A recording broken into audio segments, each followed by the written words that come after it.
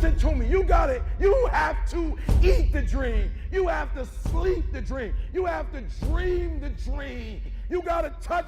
You have to see it when nobody else sees it. You have to feel it when it's not tangible. You have to believe it when you cannot see it. You got to be possessed with the dream.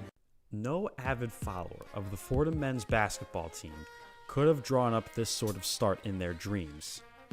An 8-game winning streak, highlighted by a win over a top 100 team in the Tulane Green Wave, the Rose Hill campus is thick with anticipation, and Fordham basketball is the toast of the town. Next on the docket is Lavelle Sanders' rebuilding project of the Binghamton Bearcats. Once a star at Seton Hall, Sanders looks to recapture some of that magic for his team and take down the running Rams. It's Fordham. It's Binghamton. Live from the Rose Hill Gym. Next on WFUV Sports.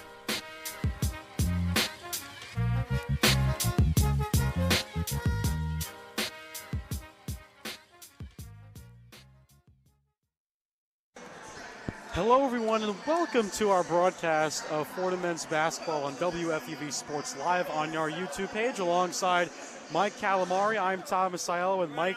The Rams are running wild. Currently 9-1 on the year, 8-game win streak, and tonight they're going to be playing host to a very pesky Binghamton team. How you doing tonight? I'm doing great. I'm ready for some Friday night basketball at the Rose Hill Gymnasium, and it's a great chance for Fordham to get another win under their belt. If they take care of business at home, they could have a chance to go into the Atlanta 10 conference schedule with just one loss under their belt and 12 wins. But it starts here tonight, taking care of business, continuing what you started at home against Wagner, and doing it again here Friday night against Binghamton. Well, let's recap that Wagner game, Mike. It was a 72-59 win. Fordham was really getting pushed around in the first half. Wagner extremely scrappy, extremely physical.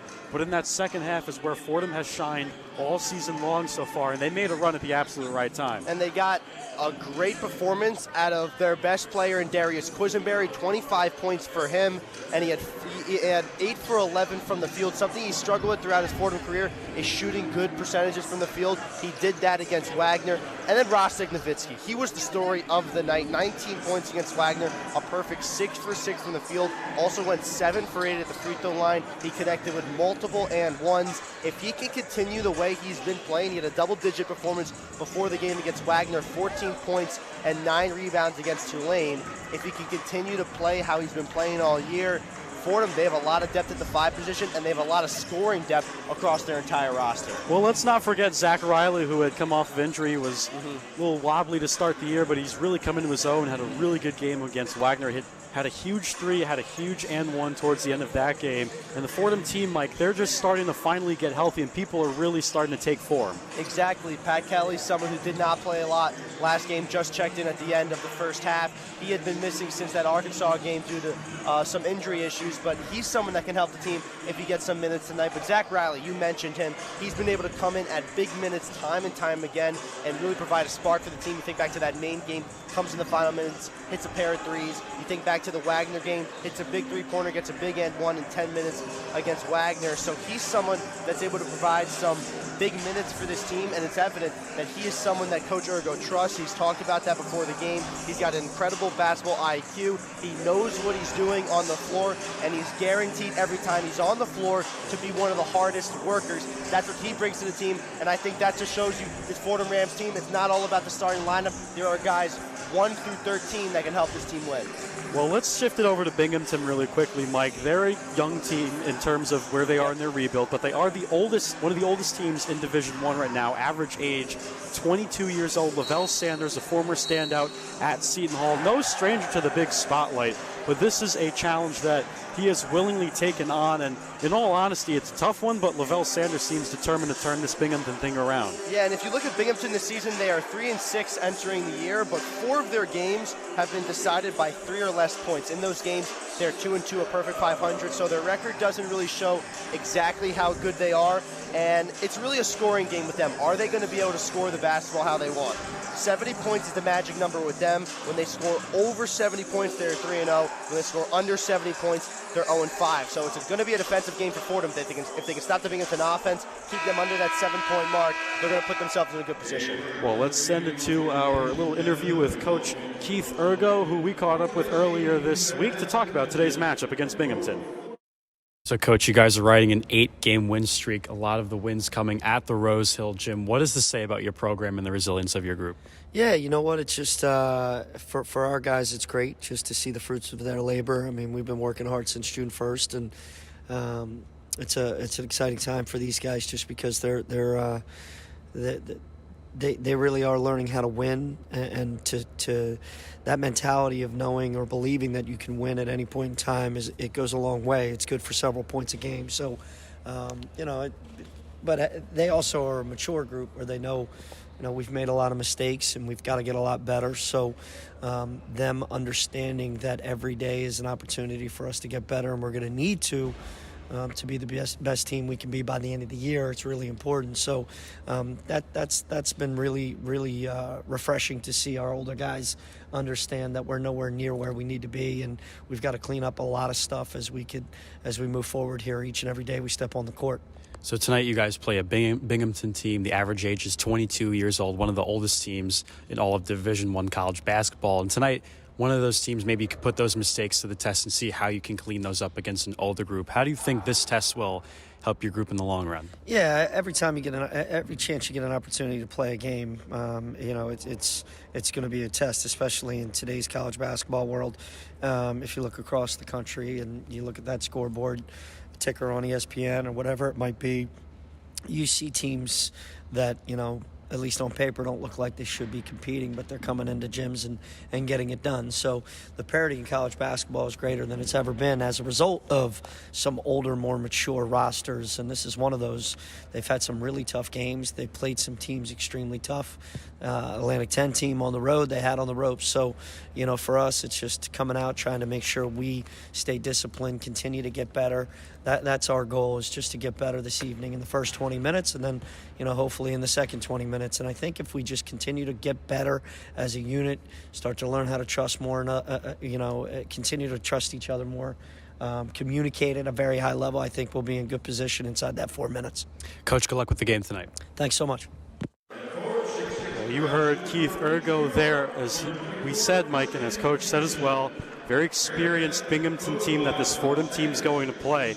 And you have to look at the transfers where some of them have come from. And one of those names is John McGriff. He was a former Red Storm member at St. John's, comes to a Binghamton team. And you have to just imagine for Lavelle Sanders, someone coming from the Big East, even if they didn't play that much, is a huge lift for a Bearcats team. Yeah, a guy like John McGriff is really a key player for this team. Team high 48% from three-point. He had a buzzer beater earlier in the year to beat Columbia. That was one of their close wins that I mentioned, that are 3 points or less, averaging over 11 points per game, 46% shooting. He's the guy that can keep them in on the scoring end. But this is a team that can get their scoring in a lot of different ways. They only have one player averaging only over 29 minutes per game. That's Jacob Falco. So outside of him, they really can get points wherever they can get them. And it's going to be a different guy every night. And it could be McGriff tonight. He's had that potential in the past, but it could be really anyone. And that makes it a little bit of a challenge to defend at times, and we've seen Fordham sometimes try to focus their attention on certain players, leave certain players open for shots, and it's going to be a little harder to do that tonight because it really could be anyone that can score the ball on you, and it just depends on who can get going. Well, for Jacob Falco, Mike, you bring him up. He was named to the first team All-Conference last year for the Binghamton team, the first time in a long time. So a huge stepping stone there, but he is another guy. Again, this Binghamton team, they have a number of guys who can hurt you, but Falco and McGriff are the ones that always pop up at the top of the scouting report. And Falco really is the guy for this team. Senior, he had 9 points last time out, but 2 times this season he scored over 20 points. 4 times this season he scored over 18 points, averaging 14.2 points per game. And he's a workhorse. He's played 40 minutes in a game already this season. That was against Loyola, Maryland. So he's someone that can really help this team at times. He is a workhorse, like I said. And if there's one guy you really want to pinpoint, McGriff is one of them, but it's really Jacob Falco. He is the heartbeat of this Binghamton team. Well, let's take a look at the starting lineups first for the Bearcats. Miles Gibson, Dan Petcash, as well as Ogwale Okonowu, who will be starting in there with Christian Hinkson and Jacob Falco. Those are the starting group for the Binghamton Bearcats. And for Fordham, the same starting five, all of the games so far. Kyle Rose, Khalid Moore, Antrell Charlton, Darius Quisenberry, and Abdu Simbila. This is a lineup, one that's very physical versus one that's not as physical. So a little bit of the evil twin game going on here for both starting groups. Yeah, it's going to be interesting. You know, Rostik Novici, 2 straight double-digit performances, and Abdu Simbila coming off just 10 minutes last time out against Wagner. But these guys trade off playing so well, and that's why he's back in the starting lineup. Earlier this season, he had a 3 straight game run of double digits in each game, and he's someone that can really help this team when he's on, and that's what's special about this Fordham team. They have a set starting 5, but anyone on that bench can be the big-time player in the end. So Akuovo and Simbila will jump it up in the middle.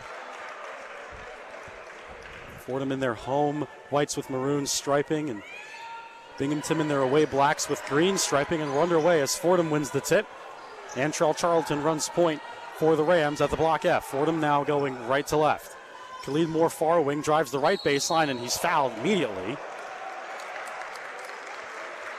So Fordham will have an early chance to score just 12 seconds into the game. And Thomas, Khalid Moore is kind of the guy that I'm really keen in on today, coming off a 6-point performance against Wagner where he went 0 for 6 from 3, and I'm looking for him to really attack the basket more in today's game. He's a good 3-point shooter, but he struggled at time this year. After that 0-6 game, 3-point percentage has sunk down under 30%. But if he's aggressive, if he can get to the basket, scoring's going to be a lot easier for him. So both free throws go down. Fordham jumps out to a 2-0 lead to start the game. Rams pick up the full 94 feet. Akuovo with a bounce pass near side for Jacob Falco. Bearcats going left to right. Far wing for Petcash, driving the left elbow. Kick back out to Gibson at the top. Handoff for Hinkson. Now Binghamton with 10 on the shot clock. Falco crosses over far wing. Pulls back again, now at the right elbow. Throws up a floater and rolls it in. And the Bearcats tie it up at 2. Approaching a minute played. And Falco, just the ability to pull up mid-range inside the paint. Smooth finish there, and he's going to be a tough one to defend for the Rams. Quisenberry near wing, trying to make something happen off of Falco. Kick out far side for Kyle Rose, looking for a high screen from Simbila. He gets it. Bounce pass underneath. Simbila lost it on the way up. And picked up by Hinkson, and here come the Bearcats in transition down the middle. Hinkson shielding Rose off. Now Dan Petcash on the far left wing.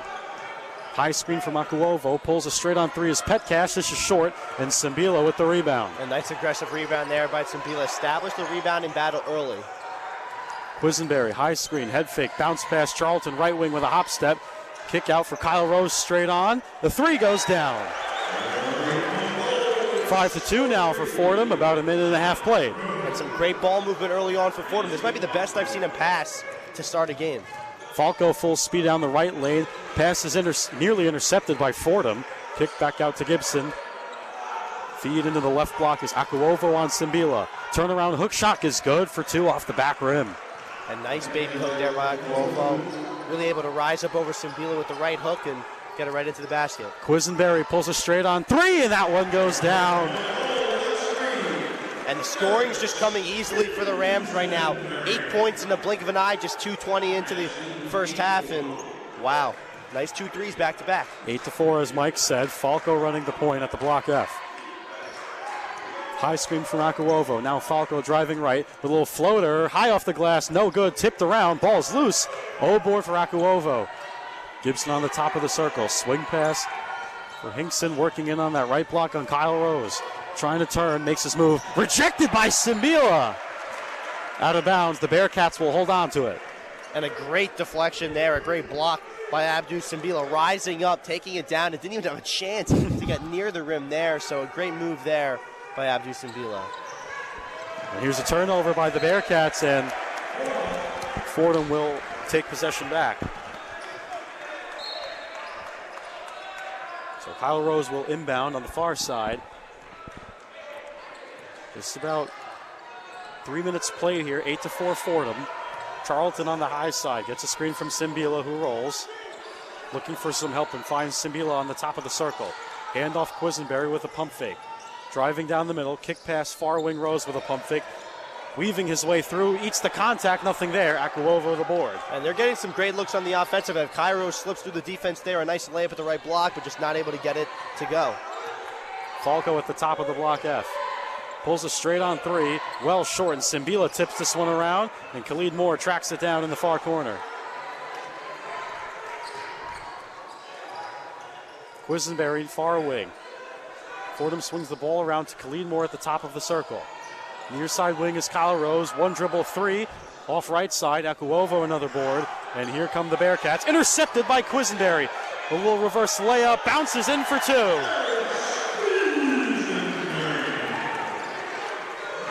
Ten to 4 now, Fordham, about 4 minutes played here in the first half. Falco at the top of the block F. Far wing for Hinkson, trying to drive now with a hesitation move. A 4-foot floater gets in. So now 10-6 Bearcats. Charlton walks up for Fordham. At the top of the block F. Simbila, Charlton, a free left lane. Rejected inside, a number of Bearcats, and here comes Gibson pushing with Falco. Near side wing is Falco. Looking to make something happen on Khalid Moore. High screen coming from Akuovo, now Falco at the top of the block. Crossing over, driving left lane, throws it up and rolls off. Khalid Moore with the rebound. Accelerating is Khalid Moore, nearly in it, picked off by Falco, and this one's going the other way.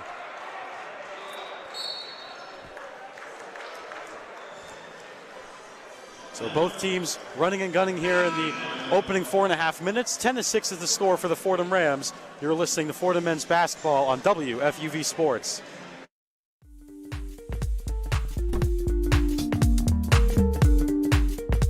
Hi, I'm Michael Calamari, reminding you to tune into New York's longest-running sports call-in show, One-on-One. Catch all the breaking sports news, hot takes, inside scoops from our beat reporters, and interviews with people around the world of sports. One-on-One airs every Saturday from 11 a.m. to 2 p.m. on YouTube Live, and once again at night from 11 p.m. to 2 a.m. on 90.7 FM. Want more One-on-One? Catch our Wednesday edition of the show, One-on-One Nightly, from 8:30 p.m. to 10 p.m. on Twitter and YouTube Live. Join the conversation and tune in to One-on-One, New York's longest-running sports call-in show.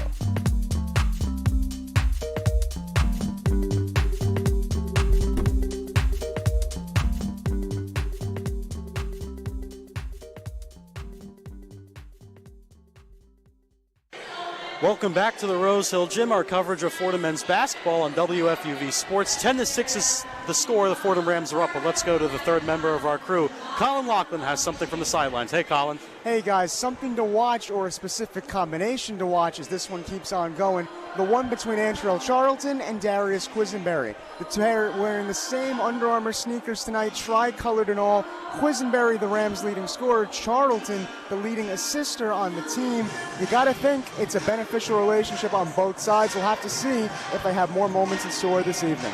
Thanks, Colin. And Mike, no one is as creative as Colin. I mean, that's. And you know what? Thank God he pointed out the shoes, because I would have never noticed myself. Now I'm gonna take a look at it. Now I'll look at the shoe game of the Fordham Rams, but he makes a good point. Darius Quisenberry, someone who gives so much to this team on the scoring end. Antrell Charlton at times can be forgotten. He played 37 minutes in that game against Wagner. He went 1 for 4 from the field, but he had 7 assists, and that's the type of player he is. He sets his teammates up, and that's why he plays those 37 minutes. That's why he's almost always in the game, because he's that much of an important piece for this Rams lineup. Darius Quisenberry leads the Rams right now with scoring. He's got 5 points, actually leads all scorers here in this early going, the first 4.5 minutes.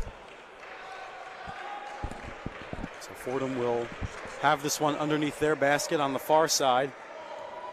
Khalid Moore will inbound in their 4-flat set. Charlton at the right elbow, crossing over, picked off, and here comes Hinkson with an interception. Falco leading the break, throws it down in transition. Jacob Falco cuts the lead down to 2. 10-8 now Fordham. And his ability to rise up and dunk is something you don't always think about from a 6'3 guard, but he does it there, and he's the guy who's really keeping Binghamton in this early 5-minute stretch now. Will Richardson's checked in for Fordham, as well as Rostic Nowitzki. Quisenberry at the top of the circle with a pump fake. Kick out Charlton left wing. Finding Nowitzki on the entry feed in the left block.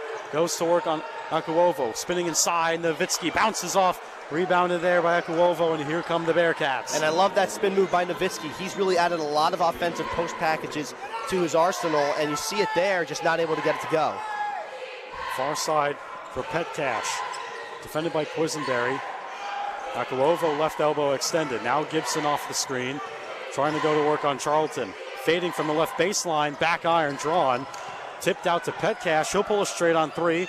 In and out. Ball still loose. So we're going to have a foul on the floor. This is going to go against Fordham. Yeah, you look at the score, 10-8, 14-25 to go in the first half. And Fordham doing a good job of scoring the ball early, but I want to see their defense do a little better job of maybe forcing some turnovers against Binghamton and then making tougher contested shots for the Bearcats. Falco to inbound near corner for Petcash, played by Khalid Moore. 14 on the shot clock. Bearcats moving the ball. Falco at the top. Driving left on Nowitzki. Gets inside. Pieced by Nowitzki, and Khalid Moore with the rebound. Moore working that far sideline. 6 minutes down here in the first half. Still 10-8 Fordham.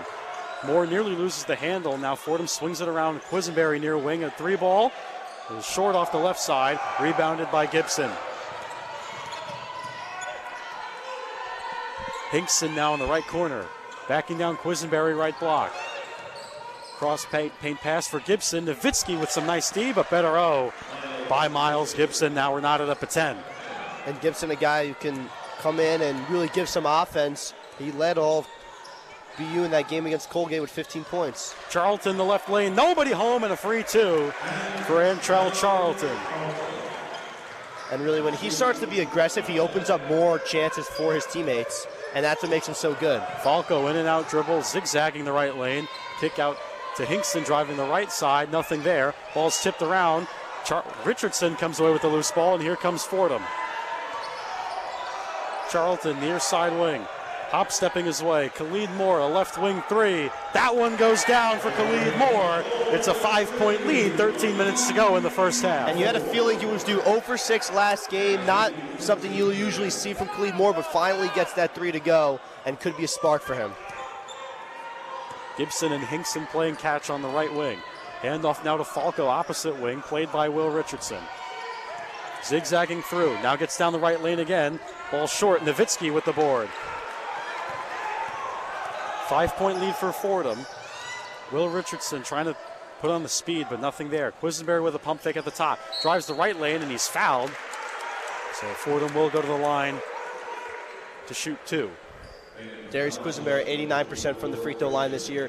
He started the year well over 95%. He's struggled a little bit late at the free throw line, but that's just a product of volume. This is one of the best free throw shooters in the conference and probably one of the best scorers in the conference at this point. 18.4 points per game, and you have to think if he is not a part of this Fordham team, their record is really turned upside down. He's been that critical to this Rams lineup. Quisenberry hits the first free throw as Roma Dean will check in for Fordham. Charlton and Khalid Moore will sit, as well as Kyle Rose coming back in. So two freshmen out there for Fordham.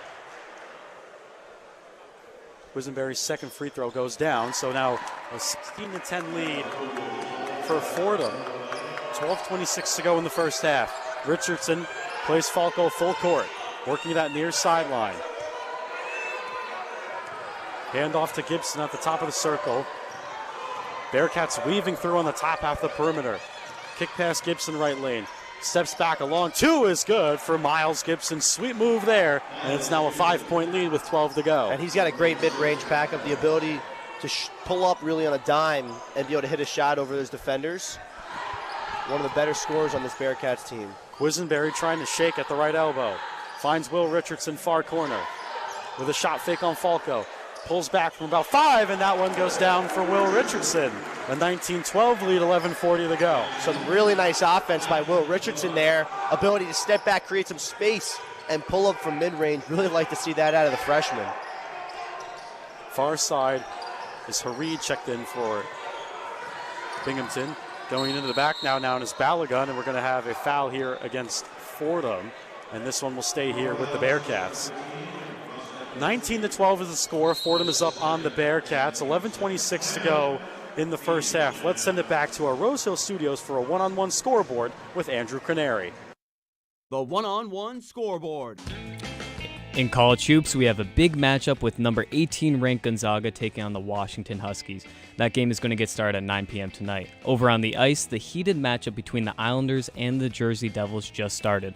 The score there is 0-0 with 16 minutes left in the first period. Later on at 9 p.m., we also have a Rangers-Avalanche matchup. Their last game ended in a shootout, so expect tonight's matchup to be fireworks. But in the NBA, the Knicks look to build on their 2-game win streak as they take on the 7-18 Hornets. That game just started, and the score there is 7-5 with 9 minutes left in the first quarter. In Brooklyn, the Nets will duke it out against the Atlanta Hawks. That game gets underway at 7:30, so stay tuned for more updates later on the broadcast. With the one-on-one scoreboard, I'm Andrew Canary.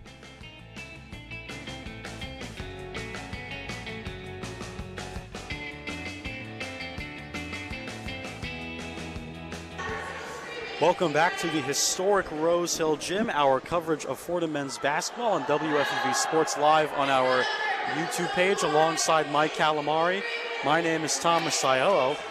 Fordham running wild here in the first half, 19-12 with the score, 11:26 to go in the first half, and it's been an even distribution of points so far, Mike. We don't typically see that as common as it is right now from this Fordham team, but so far the ball's moving a lot better than it has in earlier games this year. Yeah, and Fordham doing a great job of passing the ball. I think that's really been the key. They have 3 assists already early on in the stages of this game, and they've scored 19 points because of the great ball movement they've had. This is a team that is one of the better Atlantic 10 at shooting the ball, one of the better in the nation at shooting the ball, 115th in the NCAA for three-point percentage, and it's because they pass so well, but I'm not sure if I've even seen them pass this well so far, and I think that's the big thing. But if you take a look at the defensive side, what they could get better at, they've allowed 10 of the 12 points that the Bearcats have scored inside the paint.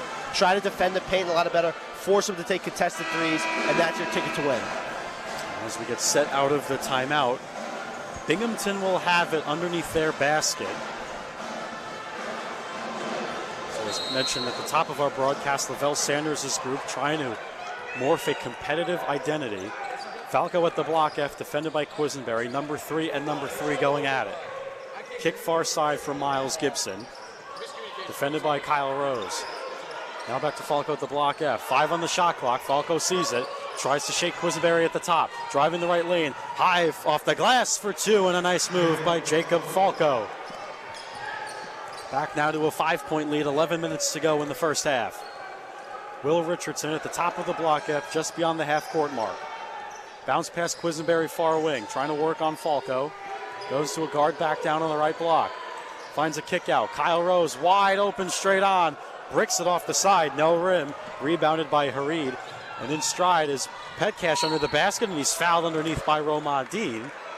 So now Dan Petcash will go to the free throw line for the Bearcats. And not a great foul there because Petcash was so far under the rim that, his shot attempt to go up wasn't even a shot that could actually go in the basket. So one of those where you'd rather him try to make that attempt, stand straight up, but nevertheless, you send a Binghamton team that's bottom, 60 in the NCAA in free throw percentage, so a team that struggles at that, and if you're going to send them to the line, then you're probably doing a pretty good job. So Petcash hits the first free throw. It's a 19-15 lead for Fordham. Darius Quisenberry will sit down for a moment. 10:38 to go in the first half. Interesting substitution there by Keith Ergo to bring out the leading scorer. And I think it's a product of 3 games in 1 week, trying to get him some rest. Quick turnaround Sunday against CCSU, so he does need to rest. He is human, and he does need that time occasionally on the bench. Far sideline is Will Richardson. Charlton now at the far side wing. Kyle Rose trying to find someone wide open, handing off for Charlton far corner. Nearly lost the handle. Romadine, a right wing 3 ball, goes down. Someone who's taken a while to get going is Roma Dean, but he hits a three, and now it's a 22-16 lead with 10 minutes to go. And playing just over 8 minutes a game, but he's been in and out of the lineup. But there, 6 minutes at last time out against Wagner, wasn't able to score, but now he does get the score. Big three there by Roma Dean. Gibson at the top of the circle. High screen coming from Balogun. Gibson pulls straight on, and that one goes down. Miles Gibson answers right back. 22-18 lead with a long two. And I don't think you let Miles Gibson take that shot there. A little better of a closeout you need out of Dean there. Far wing is Charlton trying to find Simbila. We're going to have a foul on the floor called by the officials. And I think it's going to go off ball against Abdou Simbila. Simbila trying to back down his defender into the post, and he's going to get a foul on that. So good job by Simbila working the off-ball foul. And Thomas, when you think about this game compared to past games, you look back at some of the games we've called in the past, it'd be a lot of fouls. Teams would get into the bonus, and early on, both teams just with 3 fouls. Well, each team has been quiet on that front. Charlton at the top of the circle, 15 on the shot clock, 9:35 to go in the half. Charlton shaking. Left block, Dean now on the far right corner. 5 on the shot clock, Charlton with a pump fake. 3 on the shot clock, Charlton shaking, rising, firing, and scoring. Antrell Charlton mid-range. Sorry to cut you off, but I have to talk about it. Great job by Antrell Charlton. Well, that's his hot zone. Falco now at the far wing, defended by Richardson. Gibson on the top, switched on to by Dean, and Charlton gets a deflection, and this one will stay with Binghamton. And you have an early 6-point lead here, 24-18, and under 10 minutes to go in the first half. But that is not a reason why Fordham can get off the gas pedal. Keep it on, keep your foot on the gas, and keep working this score up and up as much as you can, because if you let a team like Binghamton hang around, you let any team hang around, they have a chance to maybe surprise you in the second half. This is a Binghamton team that fell behind against Colgate last time out, but shot over 55% from the field in the second half. So they're a second half team that can really perform, and if you don't establish a big-time lead, then that could be trouble. Far wing is Falco. Elijah Graves just checked in for Fordham. Falco on that far wing, 3 to shoot, trying to shake the big man. Gets to the left baseline, an airmail, and a 30-second shot clock violation. This one's going the other way. And him and his teammates are talking it over. Falco not happy. I think that his teammates weren't really moving that much or giving him an opportunity to dish out the ball. Ends up lofting up a tough contested floater mid-range and gives it to Fordham. So Will Richardson, far sideline, defended by Masood Stewart, who's just checked in. Khalid Moore left block, played by Gibson. Tries to go into a back down with a little turnaround hook is good for Khalid Moore. 26-18 lead now with 8:30 to go for Fordham. Love that move out of Khalid Moore. We don't really see a post hook out of him a lot, and I would love to see him more because he gets the 2 points there on a beautiful move. Will Richardson's called for the reach and foul on Stewart. His first personal. Still 8:23 to go in the first half. 26-18 lead for the Rams. So Reed inbounds far sideline. Balogun backing down Gray on the left block. Gets inside, rejected from behind by Moore. Excellent help D. Far corner. Loose ball by Hareed and throws up a fader. What a nice move. Armand Hareed with a fading J. And it's a 26-20 lead.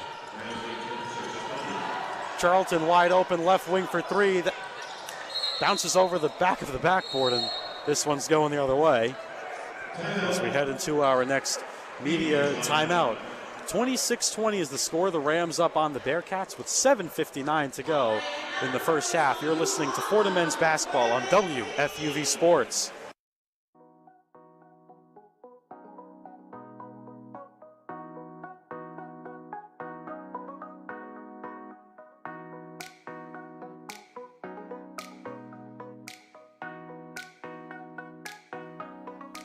Hey everybody, Sam Davis here. Check out WFUV Sports on Twitter, YouTube, and Facebook at WFUV Sports, and Instagram at WFUV_sports.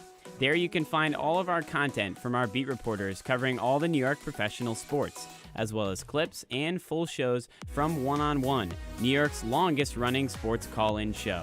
For everything WFUV Sports, follow us on our socials.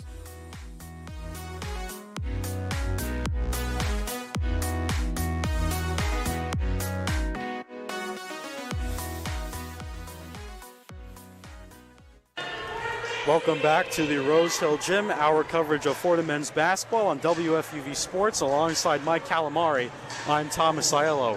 26-20 is the score. The Rams are up on the Bearcats, but let's go check in with our man on the sidelines, Colin Loughran. Hey, Colin. Hey, guys, how is it going? Fordham up 6, but you wouldn't be able to tell based on that first timeout. Coach yelling and screaming at his guys on the sideline. Gotta love the passion. Will Richardson, the freshman from Teaneck, not afraid to bark back. He looked very impassioned as he was speaking with his coach. Only 2 points aboard and an assist, but based on that level of passion, you gotta love to see it. Big things to come, hopefully, in his Fordham career. Thanks, Colin. And Mike, we always talk about what are the great areas of high school basketball in America. New York and New Jersey certainly are always at the top. If you listen to some of these older players and the way that Will Richardson, a freshman, carries himself, it's almost as if he's been here for a couple of years, but he's really earned his spot on this Fordham team. And as Colin said, to hear him barking at some of the older guys, that's a really early sign of a leadership from a young player. Yeah, and he's a player that give him time, give him maybe a year, maybe give him 2 years, and he's going to be the leader of this team. Right now, he's not all the way there yet, still a freshman. There are still obviously guys in front of him that can handle the ball, bringing up the ball, but Coach Ergo's talked about it. He might be the hardest worker on this team, and if you give the hardest worker, who is already a 4-star recruit coming out of high school, 3-time high school state champion in New Jersey, you give him time, I mean, he's going to be a great player and a great leader for this team. So 26-20 lead for Fordham. The Bearcats will inbound out of the timeout. 7:57 to go in the first half. Fordham in their full court press as the Bearcats get across the timeline. Underneath the basket, rejected inside is Balogun, but a foul call, late whistle. Late foul call. I don't know. Looked very close. The fans very much displeased. We got a replay here now, and yeah, I think it was a foul against Elijah Gray. It's more just the fact that it was a late whistle. But Fordham playing physical, that's their game, and that's a game that they're usually going to win at. Tariq Balogun at the line. His first free throw goes down. And the student section starting to fill up a little bit. Some fans filtering in. Definitely Friday better night. than it's been. The second free throw goes down.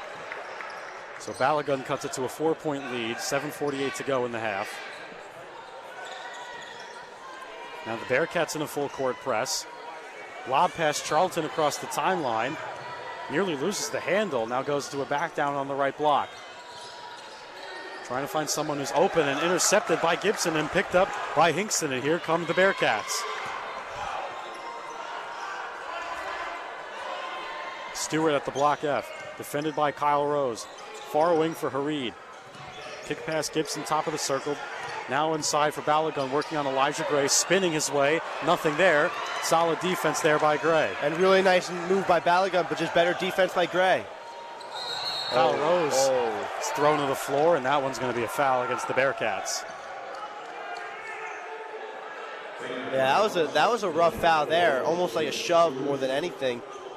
Tossing Kyle Rose to the ground, and it really hasn't been that physical of a game. That was really one of the few fouls that were really hard and really tough fouls. Khalid Moore at the top of the circle, driving left with a pump fake, throws it up, hits the deck, but he'll get 2 at the free throw line. I mean, when he gets to the basket, it's all about getting him to the block. When he gets to that block, I mean, he can score at will, and I think that's the key for the Rams. How do you get Khalid Moore in the position to score, and that's right at the block. So still a 4-point lead, 7:09 to go in the first half. Khalid Moore will go to the free throw line, 7 points so far for the graduate student. And the first free throw is off.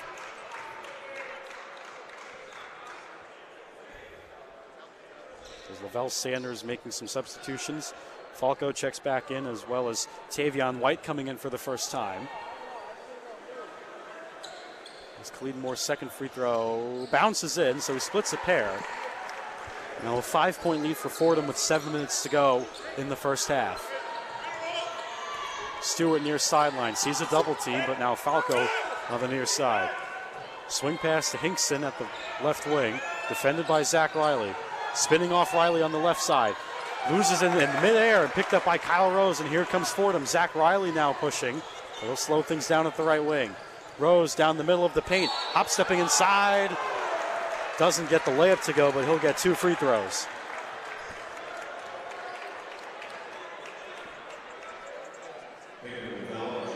So Kyle Rose will go to the charity stripe for 2. A 27-22 lead for Fordham with 6:44 to go in the first half. Kyle Rose coming off an 8-point game against Wagner. He had been struggling from 3 before that game, but went 2 for 5, kind of resetted himself, but still 4 for his last 17 from 3 heading into tonight.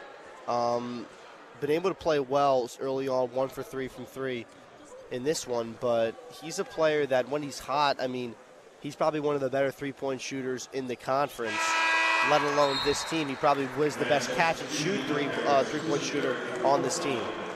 So hits both of his free throws. Darius Quisenberry comes back in after his slumber on the bench. The Bearcats will inbound. Falco, Fordham in a full court 2-1-1-1 press. Near sideline, and a backcourt violation forced by a double team from Riley and Khalid Moore. And I might have to correct you there. I think the call was a carry right there, or it could be a backcourt. Whatever it was, it was not legal. And whatever it was a turnover. There you go. The ball's in Fordham hands. But how about the defense by Zach Riley? He comes in, he gives you 110% effort on the floor, and he was part of the reason that caused that turnover. Him and Khalid Moore on the defensive side. Quisenberry now holds on to it. 6:30 to go in the first half. 29-22 Fordham lead. Far wing Quisenberry, screen from Simbila. Steps back, a right wing 3. He's fouled in the art of shooting. So Darius Quisenberry will go to the free throw line for 3 free throws. And a great step back move there by Quisenberry. It's really just the agility and the shiftiness, and that's how he creates the space. And he's not an overly tall guy. He might not be the fastest guy on the floor, but he's probably one of the hardest workers, and he's probably one of the smartest. He has the ability to make those moves and then find open shots. And that's part of the reason why his percentages have gone up across the board this season. His first free throw is off. A seldom miss from Darius Quisenberry. He gets ready for his second free throw. This one is up, and it is off the side of the rim again. So 0 of 2 on this 3 free throw trip. And just some odd misses out of him as of late. I mean, if you want to be perfect, those are things that he would want to be better at. And you hope he makes this one as he does. So 3 for 5 on the day.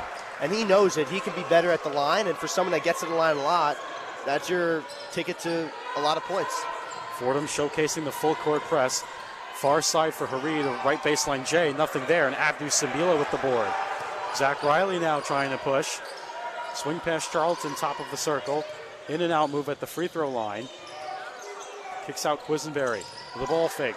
Trying to make something happen on the freshman Stewart. High screen from Simbila. Sidestep, pump fake. Khalid Moore, right wing. 10 on the shot clock. Moore is called for steps, and this one's going the other way. Just gets a little too slow with those steps there. Gets called for the travel. Plants the foot. Then goes for 2 more after. That's the 3 for the travel. Binghamton now. Stewart at the block F. 30-22 lead still with 5:40 to go in the first half. Stewart kicks to Falco, far wing, played by Charlton.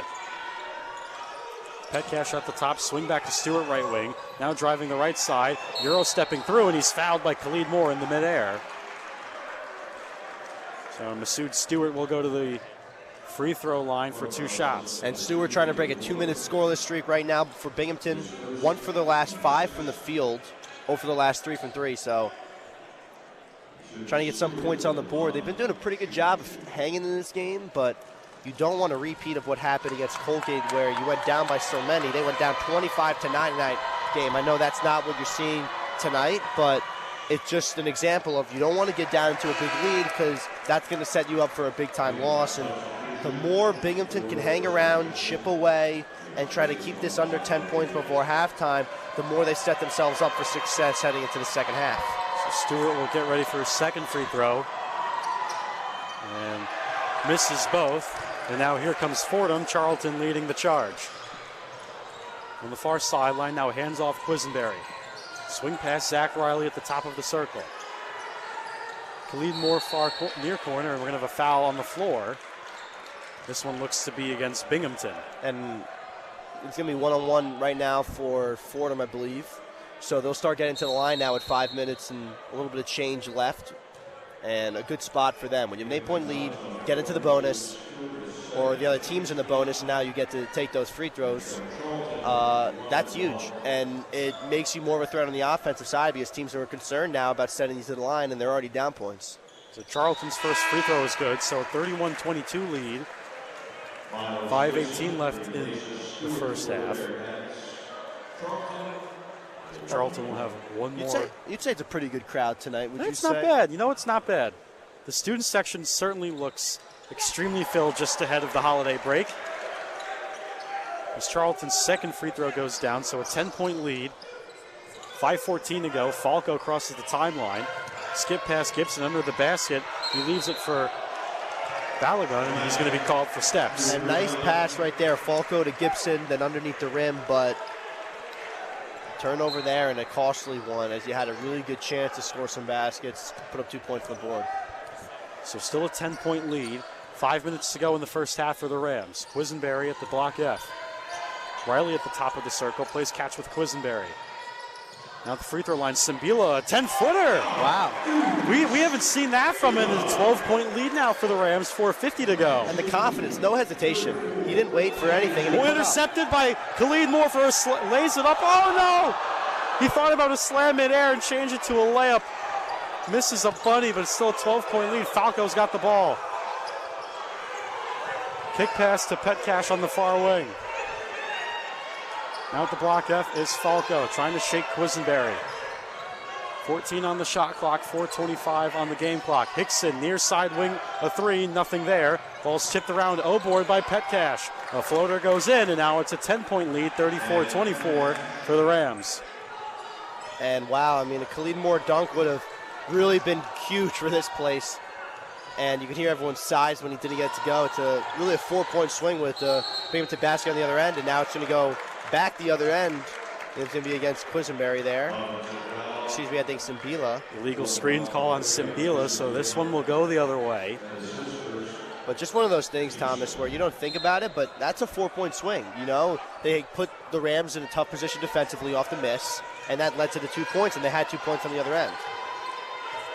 Petcash on the far wing, defended by Riley. Balogun being played by Khalid Moore at the top of the circle. Handoff for Falco, 3:45 to go in the first half. Still a 34-24 lead for the Rams. Far corner, Petcash trying to drive on Riley. Falco, a near side wing three. That one goes down for Jacob Falco. So a 34-27 lead now with 3:30 to go. Far wing, Charlton and Simbila play pick and roll. Khalid Moore kicks to Quisenberry on the left wing. Hop stepping down the middle. Loses the ball, and this one's going the other way. I think it was deflected by Binghamton, and then off the body of Quisenberry, then proceeded to roll out of bounds. But credit Binghamton. They've cut this lead down, and now just 7 points. They are fighting in this first half. 34-24. The Rams are up. 3:18 to go in the first half. Let's send it back to the Rosehill Studios for a one-on-one scoreboard update with Andrew Craneri. The one-on-one scoreboard. We're still waiting on the Gonzaga-Washington matchup to get underway. That starts at 9, but the Devils-Islanders game is starting to heat up. The score for that game is 1-0, Devils leading with a few minutes left in the first period. There's also a couple other NHL games that just started. The Penguins are taking on the Sabres, the Flames are duking it out with the Blue Jackets, and the Kraken are looking to keep their momentum against the Capitals. In the NBA, the Nets and Hawks are about to get started at 7:30, but the Knicks and Hornets game is already underway. The score there is 26-23, with the Knicks leading as they start the second quarter. A couple other games to look out for on the hard court is a matchup between the Pistons and Grizzlies and a game between the Suns and Pelicans. Both of those games will start soon, so we'll keep you updated as they develop. With the one-on-one scoreboard, I'm Andrew Craneri.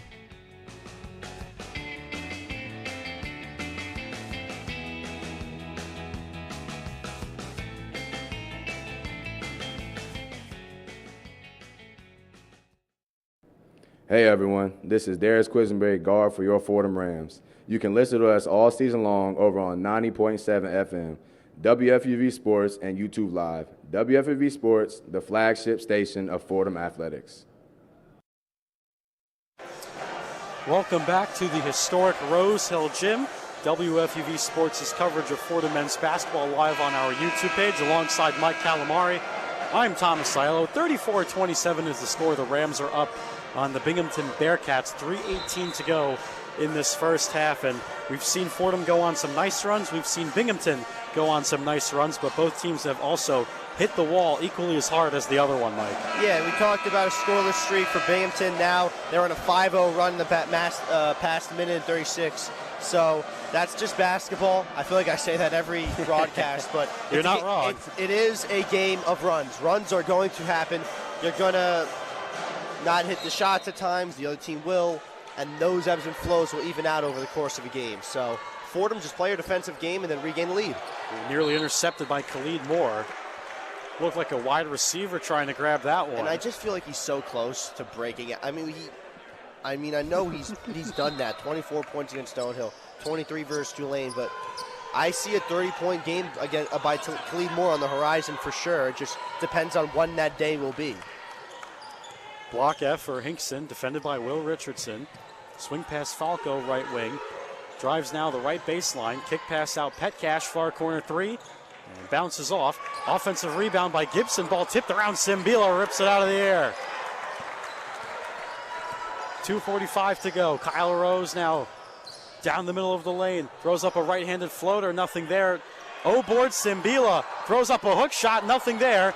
Rebounded by Balogun. And way to be aggressive if you're Abdou Simbila. Go right back up with it. Nice shot. Just doesn't get it to fall. Gibson at the block F. Trying to make something happen. Falco left wing, defended by Richardson. High screen coming from Balogun. Falco drives the left elbow and through the hands of Balogun, and a turnover here for the Bearcats. And just slow things down a little bit. If you're Fordham, take your time, walk this up the floor. Give everyone a little bit of a reset with 2 minutes and some change left over.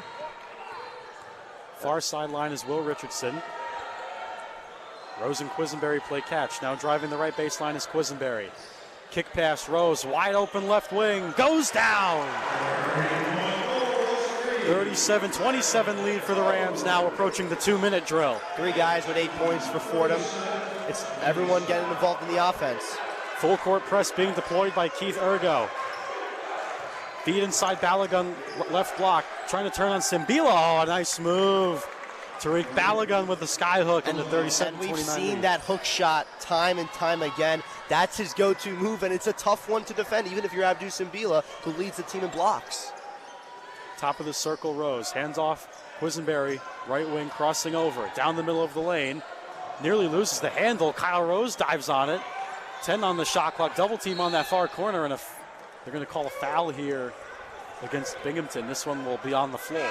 And I think it could have been a self-pass there by Darius Quisenberry, so there was a no call there by the referees. We got a replay of it. I think there actually might have been a tip by Binghamton, but nice job by kicking it out and keeping the possession alive.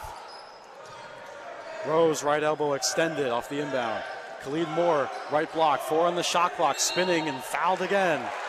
And Moore hits the deck. And that's exactly what I've been talking about. Get him the ball on the block. He gets it on the left block there. I know the shot clock's dwindling down. And he also draws the double team, but he puts himself in a position to score. He's tough to defend. You almost always have to foul him when he's in that position. So he's either going to get 2 points and 1, or he's going to go to the free throw line. So I like that. He's playing some really good basketball. He's going to have 10 points if he sinks both of these at the free throw line. And, of course, I jinx it. First one in and out. This is very funny. It's a hilarious coincidence, Mike. The commentator jinx. His second free throw is up, and it is good. So Moore splits a pair, 38-29 lead. 1:17 to go in the first half.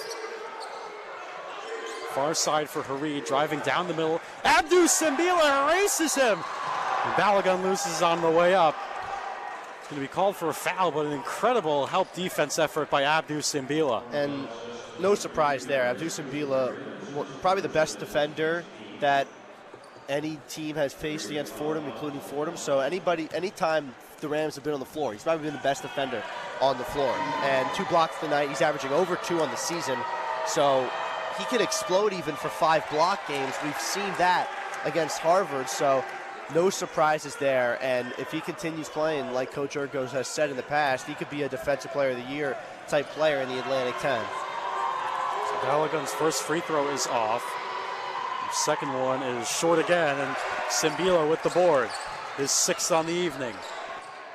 Quisenberry will walk this up. About a minute to go. Still a 38-29 lead. Kyle Rose, far wing 3 is short, rebounded by Hareed, and here come the Bearcats.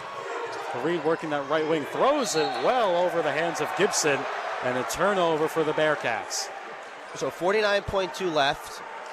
I'm curious to see if they play it quick. So 19-second difference. You have a chance to go 2 for 1 here if you play your cards right. Still a 9-point lead for Fordham. Quisenberry straight on 3. Down it goes! 41-29 now. 36 seconds to play in the first half.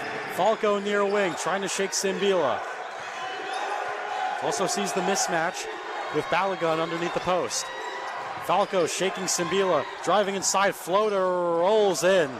Pretty move by Jacob Falco, and it's a 41-31 lead, 20 seconds with the shot clock off. But Fordham now able to take the last shot here with a 10-point lead, great position, and they'll just take it across the halfway line and call a timeout. But really good spot here, and 10-point lead against Binghamton puts yourself in a really good position for second half. In worst case, you go into the locker room with double digits, but best case, maybe you add 2 or 3 more, and that always helps. So, Mike, I'm going to ask you, like you said, 15.1, 10-point lead. You're in the penalty. If you're Keith Urgo, how much time do you think is acceptable to milk the clock before you start running your final play? I mean, I want to just guarantee that the buzzer sounds when my shot gets to the basket. I don't want to leave any time for a Binghamton team, because if I miss and they make, that's the worst thing that can happen. It's better than you making it. The risk does not outweigh the reward of scoring more when you're already up by 10. So just get the ball on the shot, get the ball in your playmakers' hands. No Antrell Charlton on the floor, so Darius Quisenberry will most likely be handling the ball unless it's Will Richardson off-ball play for Quisenberry. But just get the ball in Quisenberry's hand in the backcourt, let him walk it up, and let him just try to make a move and score the basketball. That's what I would do, and I think that's the safest position. So Rose will inbound our sideline. Will Richardson will hold on to this. 12 on the clock until we hit the break. So they're in a zone right now. Interesting play here. 7 on the clock. Richardson, left wing, a 3-ball. Down it goes for Will Richardson. And that's how the first half concludes. The 3 by Will Richardson, a 44-31 lead going into the half. A perfect play drawn up, Mike. And a great play there. And you get wide open Will Richardson. Not the play I envisioned, but that's why I'm not a coach, and that's why Keith Urgo is. He gets the right play. He gets Will Richardson for the 3, and a great job there. 13-point lead for the Rams heading into halftime. 44-31 to score. We're going to send it to the Rose Hill Studios with Ryan Gregware for the one-on-one halftime report. The one-on-one halftime report.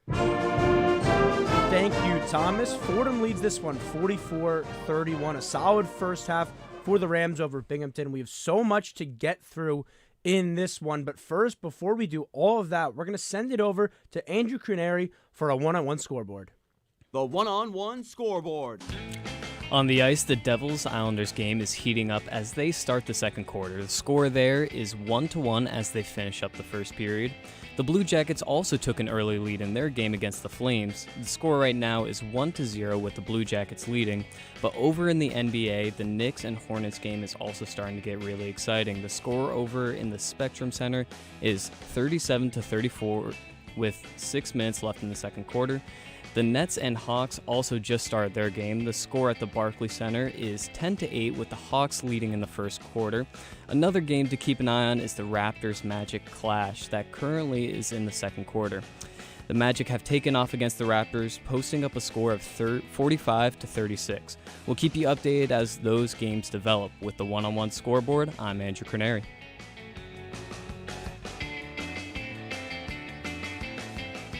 Thank you, Andrew, for the one-on-one scoreboard. And Fordham, as we mentioned before, leads this one 44-31 over Binghamton. A very solid first half for the Rams. Seeing them start hot offensively, Andrew, I think that's a big thing we haven't seen throughout the series. You look at the Tulane game almost as an outlier, putting up 95 points in that one. But we've really seen, that first media timeout, Fordham typically struggling. I think in this game they had 10 points at that moment. And when you're playing a team like Binghamton, you want to put them away early. And Fordham, it felt like, did a great job of that in the first half. Oh yeah, 100%. You don't want to leave any room for Binghamton to gaining momentum, I should say, in that first half, and make a tough time for Fordham in the second half.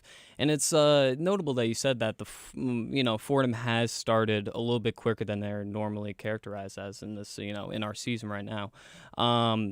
Fordham has, notably, as you said, not really been as strong offensively in that first half and kind of made up for it in the second half of play. But as we saw with this game, they started out extremely strong, and I personally love seeing this performance so far, and it's been a pretty fun game to watch.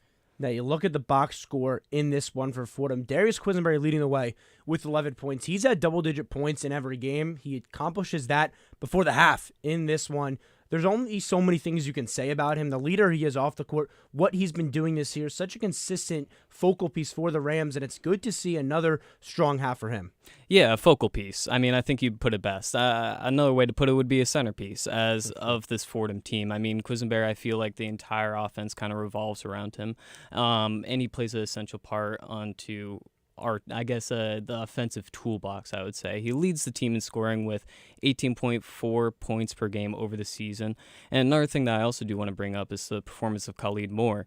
He's close behind, averaging 14.4 points per game, and put up a very good first half in this game as well. I want to get into Khalid Moore in a second, but taking a look at the box score, something that sticks out to me is Binghamton's taken 8 more shots than Fordham. You look at the turnover margin, that's typically where Fordham has gotten beat throughout this year. They're winning that 8-7. So the discrepancy here, when you look at the box scores, it's shooting the 3 ball. Andrew, Fordham 7 for 12 from beyond the arc, 58%, and they're holding Binghamton to just 1 for 6. A number of Rams have hit threes. Darius Quisenberry has 2, as well as Kyle Rose. And when you're able to shoot like they have beyond the arc, and this year there's been a drastic improvement from last year, it sets you up, and I'm not going to say it allows you to turn the ball over with 7 turnovers at the half. Certainly they'd like to cut that down a bit, but it gives you more flexibility to when you're not maybe defending as well. I think 31 points, they're probably going to try to hold Binghamton to less than that in the second half, but to have 7 threes and to hold Binghamton to just 1, that's a big difference right there. 6, that's an 18-point swing from the free throw line. You look Fordham, they're up 13 in this one, so that's where I look at this half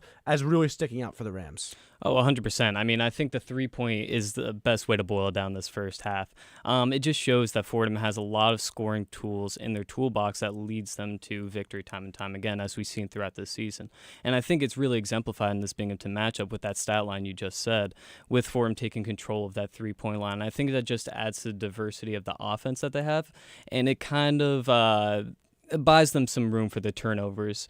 That leaves something definitely to be desired in this first half. Hopefully they'll be able to shore it up in the second half of the game, but I think that 3-point success is really why they found success, I guess, in this game. Now, looking at the Binghamton side of things, Jacob Falco, he's their leading scorer for this season, a little over 14 points per game. He's been doing it in the first half with 11, matching Quisenberry, but the difference here is he's taken 11 shots to do that. So Fordham, he has gotten his opportunities, and yes, he has double digits at the break here, but he's done so a lot less efficiently than Quisenberry. Darius 3 for 4 from the field, so that's 7 more shots that Falco has taken to get to that mark, and I think that's another big reason you look at the halftime in Fordham, they're really in control of this one.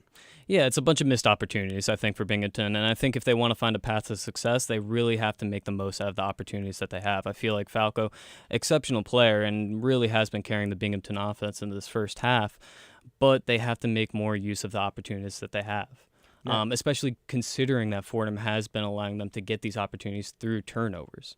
Right, and you brought up Khalid Moore, and I want to talk about him a bit because he's been a guy this year where it looks like when he's on the court, he just jumps out. We know he's a Power 5 transfer. We've talked it time and time again. He's played in the NCAA tournament. This is a big-time player that Fordham got, the only transfer that came over during the offseason, and last game was his first real struggle of the season. Just 6 points for him last time out, but the bounce back is clear in this one. He has 9 at the break, and he's somebody throughout this year. He's been a second-half player. So to see him put up 9 in the first half, you get the feeling if Fordham, they're going to keep putting up points, he's going to be a major focal point of the offense. Yeah, no, it's extremely exciting. And going back to his high accolades before he ended up coming to Fordham, his lesser performance, I would say, in last game led me to believe that he would perform in this game. I mean, he's been in those big opportunities, those big moments, and it never really got to him, and he has that experience. So I'm really impressed with his performance, and explosive player, like you said. Now you look elsewhere on the box score. Kyle Rose, third leading scorer with 8 points. Antros Charlton, 6. Abdus Simbila, 2 and 6 for him. Will Richardson with 5, and Romad Dean hit a 3 in this one. You talk about the depth that Fordham has. They didn't have it last year. It was really the top 2 to 3 guys were your only offense. Throughout the season, Coach Urgo has talked about that's what stood out to him the most different from last year. You retain all that talent from last year except for 2 of your guys, and you're able to build on it, bring in some nice pieces. A guy like Rasek Nowitzki, he's put up double-digit points the last 2 games. He's only taken 1 shot in this one, hasn't scored, only 4 minutes played, and a lot of that is due to, I think, the size matchup with Binghamton, but I think that speaks a lot to the depth that Fordham has, Andrew. A guy that they've relied on a ton the last 2 games. He's only played 4 minutes, and you haven't seen it impact them on the box score. Yeah, no, definitely. And I think this season is really defined, for the Rams at least, as them fleshing out their team compared to last season. I mean, the Fordham Rams, they definitely had moments of greatness, I would say, last season, and moments where they performed really well, but I think they lacked in terms of how much depth they had in the team and how many people were really dangerous offensively and defensively. So I think, players like Antrell Charlton, Khalid Moore, they all fill out the roster and help, serve other players that have been mainstays like Quisenberry and, other players like that. So I think it's just another facet that we've been growing and seeing more in this new season. That's been something really exciting with this Fordham team. And on that point, you look at Fordham has 7 guys that have scored. Last year, there were games where it was 7-man rotations, 8-man rotations. Fordham has emptied the tank entirely in this when they've played all 10 guys. So they talk about having trust in everyone in that locker room on the court. You've seen that in this one. And just a few minutes here, so I want to shift to the second half because Fordham, they're off to this great start. We're talking about how well they've played, but it's a 40-minute basketball game. You hear Coach Urgo's always talking about that. That's really one of the themes of this team. It's you got to play hard for 40 minutes. So, Andrew, when you look at the second half, up 13, how can Fordham continue to build on that if they want to come out of here with their 9th straight win? They got to shore up the turnovers, I should say. It's a big facet of this game that I think they've been leaving something to be desired. I think if they work better defensively and just work on those turnovers, it will make less opportunities for Binghamton, which is something that we've already talked about that they've had a problem with throughout this first half. So I think if they give them less opportunities through turnovers, that can be a real route to success.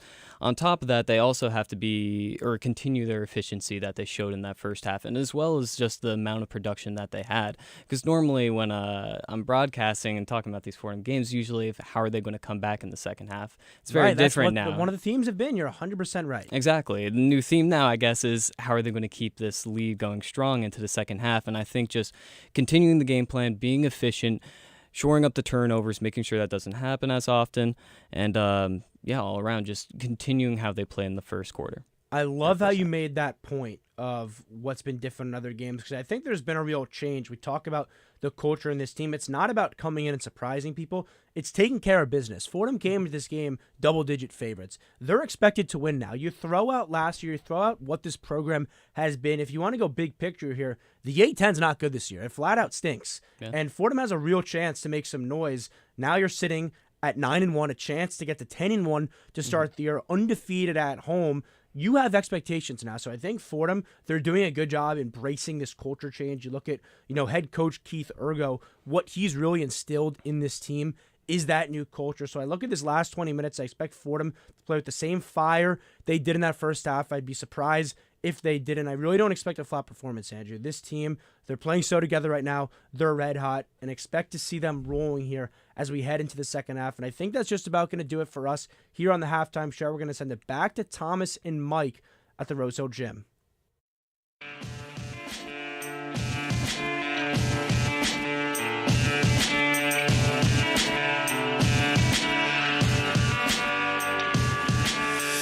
What's up, everyone? I'm Danny Scott.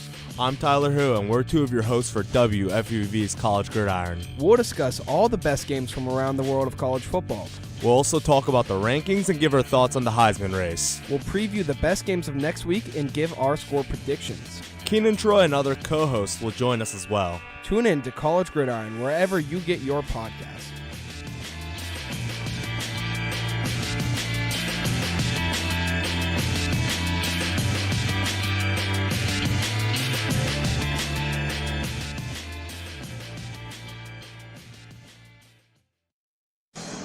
Welcome back to the historic Rose Hill Gym, live on WFUV Sports' YouTube page, coverage of Fordham men's basketball alongside Mike Calamari.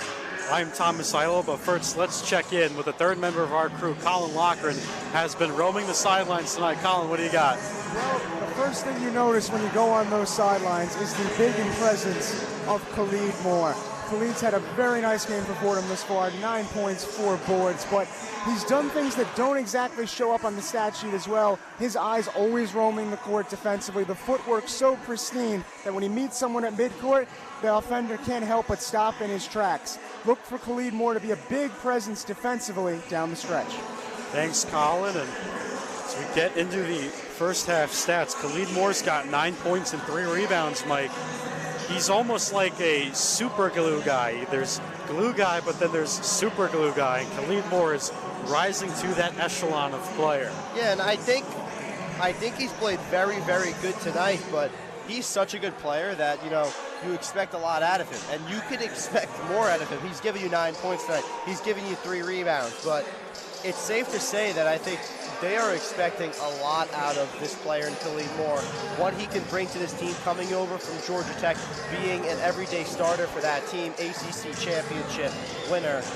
He's someone that can help the team more. And 9 points is great, but I think he can be even better, and I'm looking for that in the second half. Well, let's not forget to mention the fact that he has NCAA tournament experience, as well as the fact he's a local product from Archbishop Malloy here in New York. So a very welcomed addition to this Fordham team, a team that really needed a local lift of players, and Khalid Moore has certainly added that for this group. But taking you through the rest of the first half stats for Fordham, Darius Quisenberry doing his thing, 11 points. Will Richardson's come off the bench. He's got 5 points. Kyle Rose with 8. Antrell Charlton, 6 points and 3 assists. So the Rams across the board are filling up the stat sheet. Yeah, it's been a good, evened out effort from both teams, and especially for Fordham. Everyone on that team is getting it done. And you look at Darius Quisenberry, 11 points, Kyle Rose, 8 points. These guys are playing very good basketball. They're shooting 7 for 12 from three-point. I mean, that's a great mark, and that's making up for the turnovers. They've turned the ball over 13 times tonight, something we were talking about at halftime, compared to Binghamton's 5. And, 13 times at halftime, on pace for 26. The fact they have a 13-point lead, it's a testament to their shooting, it's a testament to their shot quality, but you always want to see the turnovers get better. And even a 13-point lead doesn't erase that. For the Binghamton Bearcats, Jacob Falco, the lone Bearcat in double-digit scoring with 11. Nobody else has more than 4. That's got to change going into the second half for Lavelle Sanders' team. For this Fordham group. Yeah, and exactly, and I think that's what you got to work on. You need to try to get your best players involved. If you're the Bearcats, look at a guy like Jacob Falco. He's leading the way with 11 points, but no one else on the team has above 5 points, okay? There's 4 guys with 4, but you want to get guys like Miles Gibson. He was your leading scorer last time out.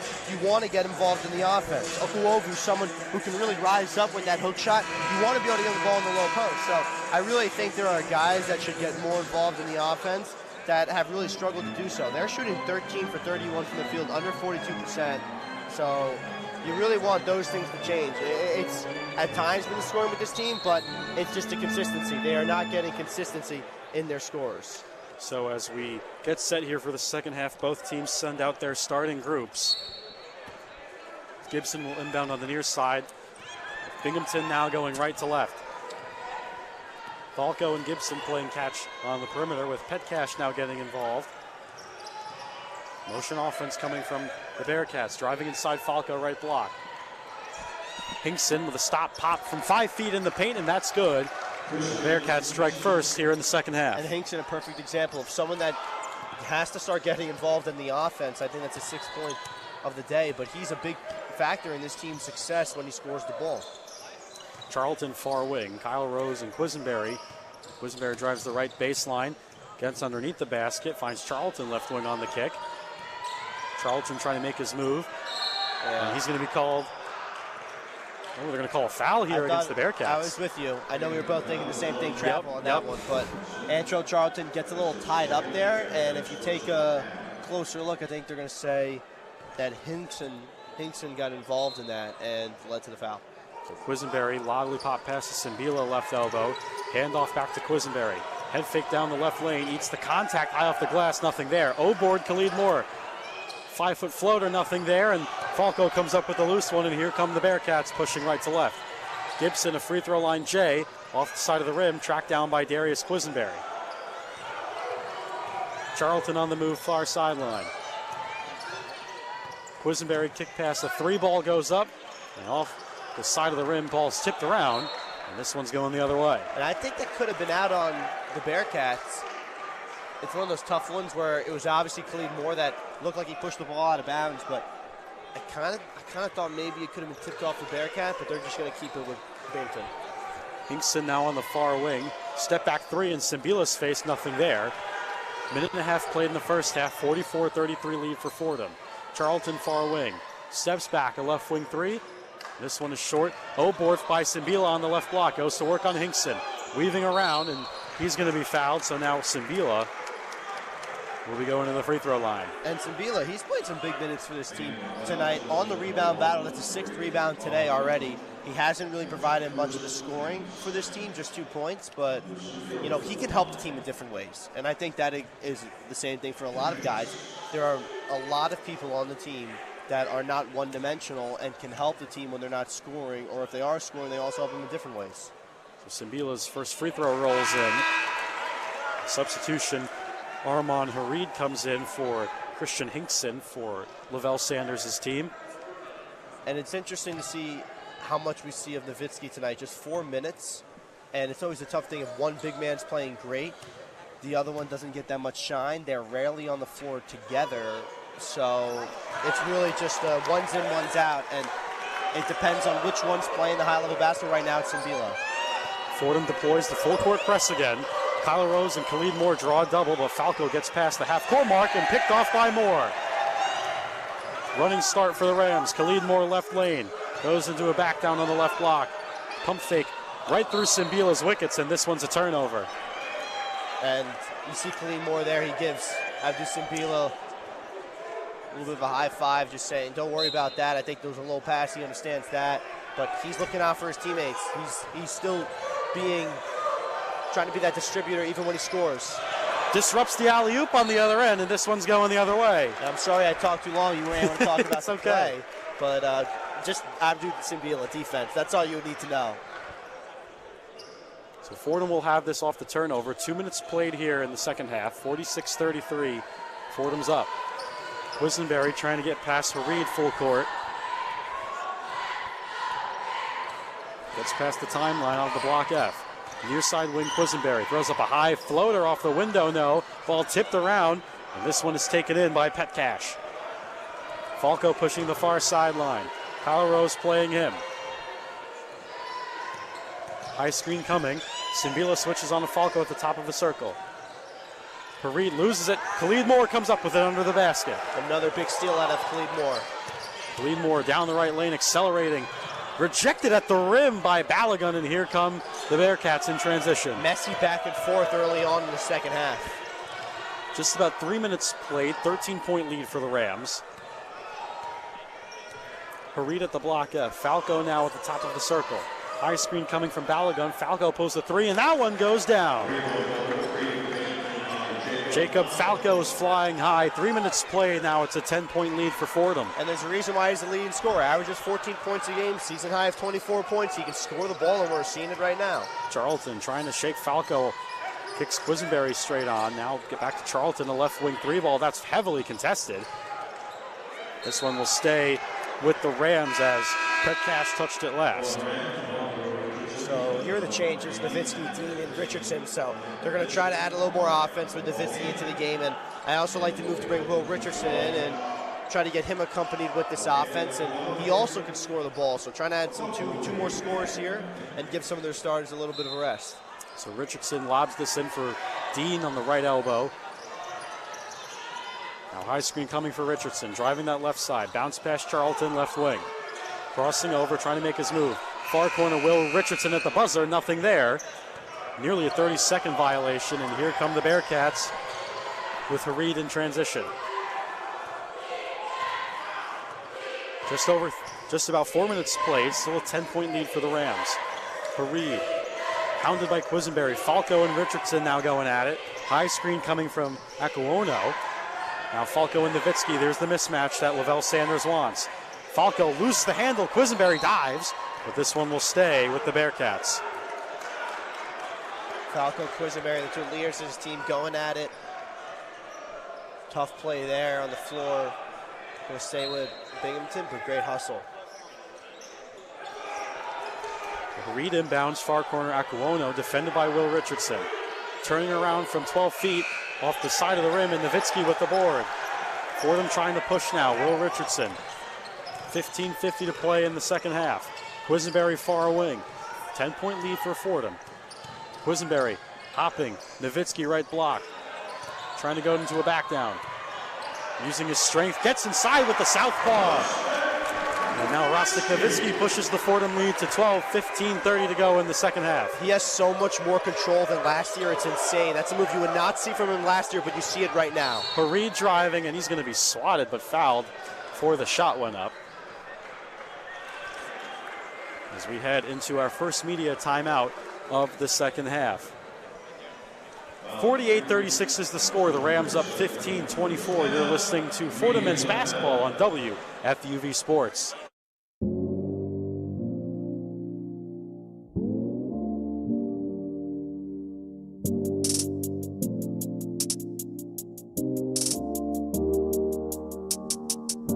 Hey everyone, I'm Will Grant. And I'm Chris Persianen. And we're two of the hosts for WFUV's very own basketball podcast, Pick and Pod.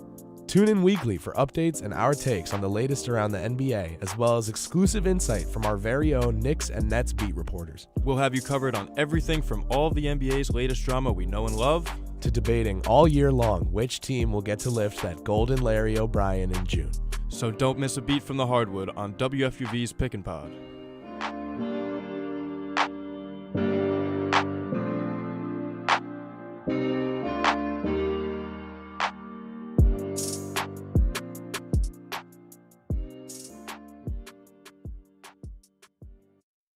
Hey everyone, this is Will Richardson, guard for your Fordham Rams. You can listen to us all season long over on 90.7 FM, WFUV Sports, and YouTube Live. WFUV Sports, the flagship station of Fordham Athletics. Welcome back to our coverage of Fordham men's basketball on WFUV Sports, live from the historic Rosehill Gym here on our YouTube page, alongside Mike Calamari. I'm Thomas Aiello. 48 for the Fordham Rams, 36 for the Binghamton Bearcats. 15:24 to go here in the first half. And Mike, it's been an eventful second half so far, rather. Binghamton's been scoreless the last minute, 39 seconds. Meanwhile, Fordham has won for their last 8 field goal attempts. So, like you said earlier, it's a game of runs, but right now everyone's going cold. Yeah, exactly that. Just been a messy start to the second half. Both teams, struggling to turn over the ball, and you're seeing that on full display. Both teams nearing 10 turnovers at this point in the game now, and that's something you do want to limit. So it's starting to get a little messy, but you have media timeout, you're in the huddle, you're Coach Ergo, you're talking to your players. Hey, settle down. We're one of the better teams in the Atlantic 10 this season for a reason. We've been here before, 12-point lead. Let's just relax. Let's play our game. Let's calm it down, and let's really take control of this one and break it open. So Fordham hanging on to a 12-point lead. So we just got to compliment Lavelle Sanders' Bearcat team. Last year he got the job. He was an interim. Wasn't getting a contract extension until after the year just to see how he did. 12-17 overall, 8-10 in their conference, and he's been rewarded with a 5-year contract. He's looking to build something with this Binghamton program. Dan Petcash in the far corner. Feeding to the right block for Aiello, working on Nowitzki. Nowitzki stays on his feet and sends him away. O-board for Aiello on the right block. Floater in the lane for 2 for Petcash. 10-point lead is still up for Fordham. 15 minutes to go in the second half. Quisenberry swing past Richardson, right wing. Now Nowitzki on the right block. Goes to work on Aiello. Kick out, Will Richardson. Dean straight on 3. Back iron rebounded by Hareed, and here come the Bearcats. And he's hit a 3 earlier in the game. Nice catch and shoot there, no hesitation on the 3. And kickball violation against Charlton. So the Bearcats will hold on to this.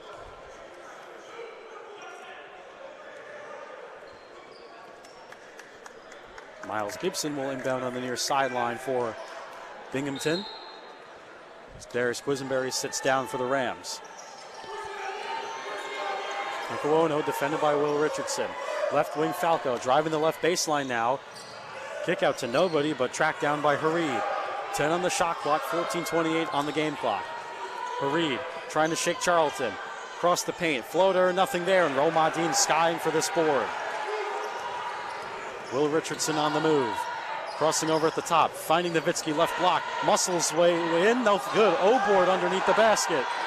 And he's swatted by 4 defenders, and here come the Bearcats. Hareed now on the left side. Going to work in the left lane, and a foul called underneath.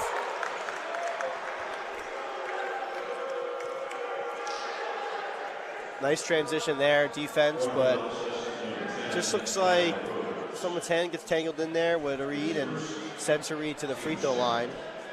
And just an unfortunate foul. Hareed, a pretty good free throw shooter, 72% from the line this season. So he'll get a chance here to try to bring this game within under 10 points. But on the other end, Nowitzki still being aggressive, still going to the basket with confidence, getting good looks time and time again.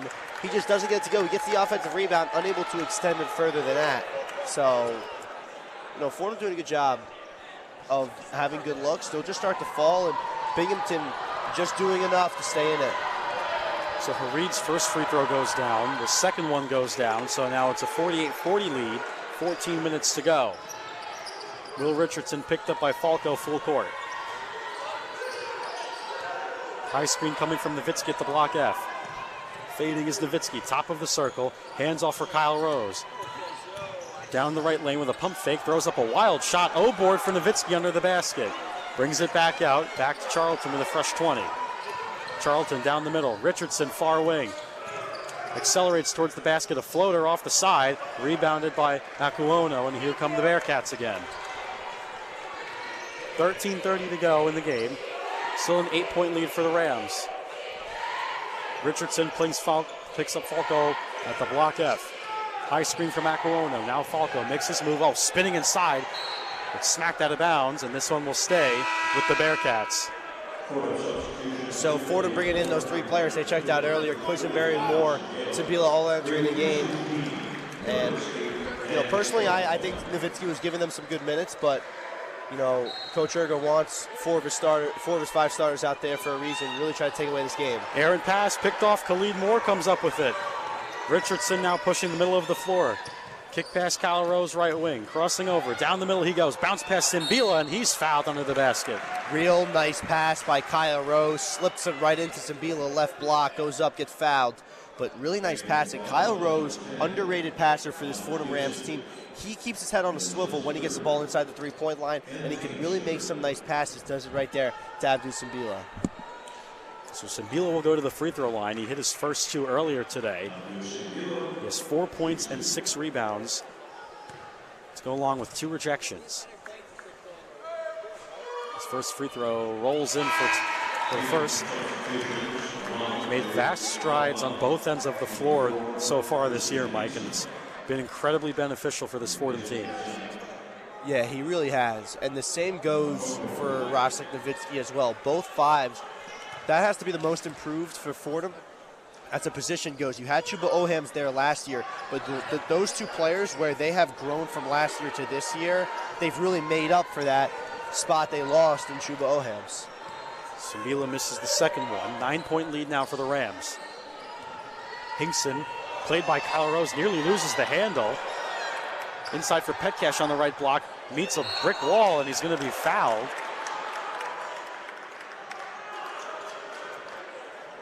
And Fordham's going to argue that it was a travel, and I think I'm going to agree with them, but just an unfortunate play there, and it's going to send Binghamton to the free throw line. So Tariq Balogun is going to the line. Tonight he has 4 points. His first free throw goes down. So now it's a 49-41 lead, 12:45 to go.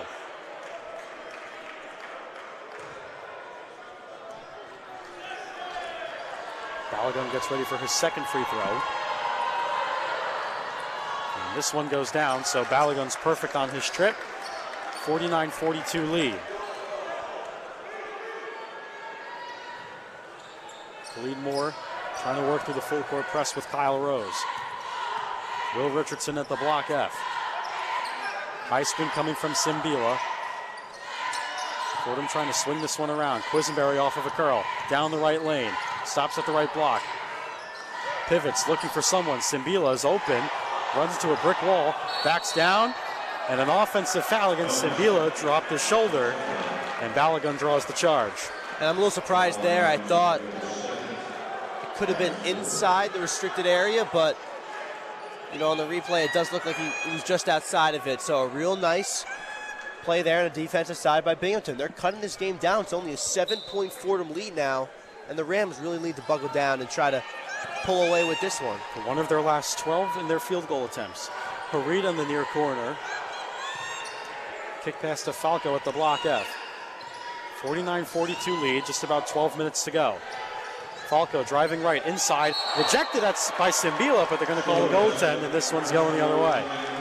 And Antro Charlton is going to check in now for Fordham, presumably taking out Will Richardson, which he does. So starting 5 now for Fordham as they look to close this game out with 12 minutes left. So Khalid Moore, Abdu Simbila, Antro Charlton, Quisenberry, and Rose, as Mike said, starting group in for the Fordham Rams. And with the Binghamton trainer up on the floor, he's checking in on Jacob Falco, who's walking gingerly across the court. And Falco, not the guy you want to be banged up in this one. On the bench now, but he's got 16 points. No other Bearcat has over 6. Quisenberry trying to bring it up with Khalid Moore in this full court press. Stewart comes in for the Bearcats. Under 12 to go, 49-44 lead. Khalid Moore, the high free throw line area. We're going to have a reach and foul here. This one's going to go against the Bearcats. So 49-44 lead for Fordham. 11:51 to go in this game. Let's send it back to the Rose Hill Studios for a one-on-one scoreboard with Andrew Craneri. The one-on-one scoreboard. The Nets and Hawks are in a hotly contested game right now. The score is 47-43 with the Nets leading in the second quarter. The Knicks and Hornets are also going back and forth. The score there is 55-49 with the Knicks leading as they return from halftime. The Pistons and Grizzlies game also just started. The Grizzlies have taken a strong lead of 12-4 with 7 minutes left in the first quarter. Over on the ice, the Devils are trying to come back against the Islanders after losing their lead in the second period. The score at the Prudential Center is 4-2 with 11 minutes left in the second period. The Rangers-Avalanche game is also only a half hour away. It's a rematch of their blockbuster game earlier in the season, so be sure to tune in when this broadcast concludes. With the one-on-one scoreboard, I'm Andrew Craneri.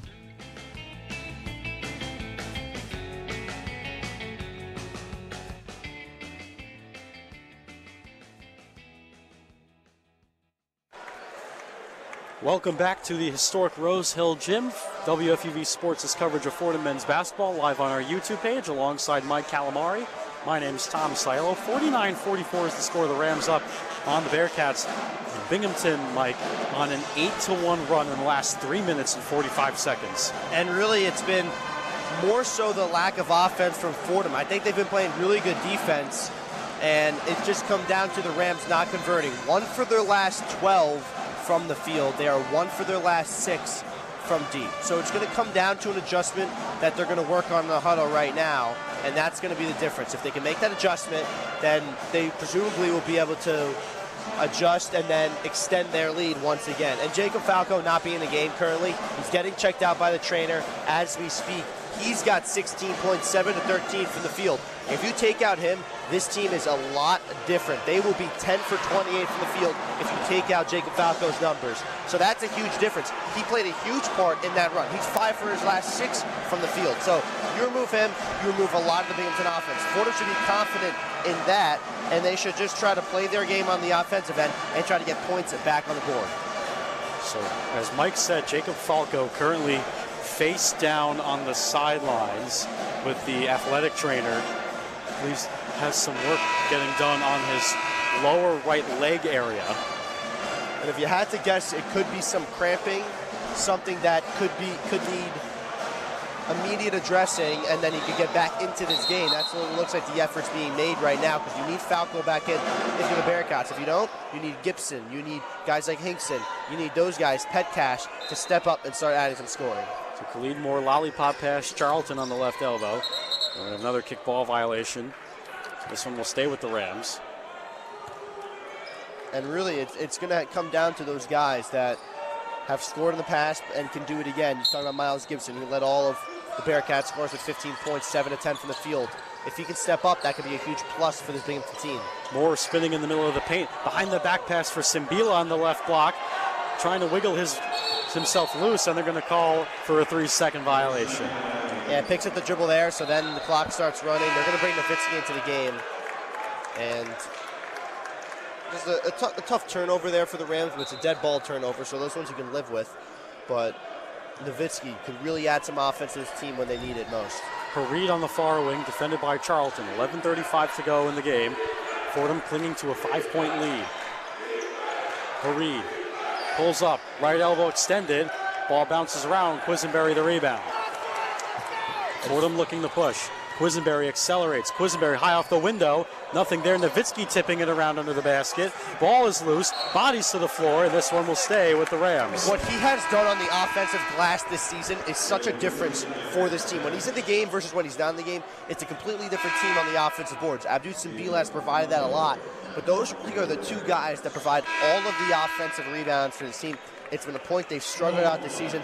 300th in the NCAA in offensive rebounds. Or top 50 in defensive rebounds, 300th in the NCAA in offensive rebounds. You remove Rostik Nowitzki, you remove Abdul Simbila, that number would probably plummet to bottom 10 in the NCAA. He has done such a good job on the offensive rebounding this season. And you see it there. You see him going for the ball. And even when he doesn't get it, it's almost like he's super close to getting it. And there he just forces it to be an inbound play now for Fordham. Charlton at the top of the circle. Quisenberry far corner with the pump fake. Kick Charlton again, driving the middle with a pump fake. Spinning, turning, firing, bouncing off. Rebound taken in by Gibson. And I want to see Khalid Moore get the ball now. Get him involved in the offense. Falco at the top, driving the left lane. We're going to have a foul against Will Richardson. They're going to get him for the hold. And Jacob Falco re-entering the game, the senior.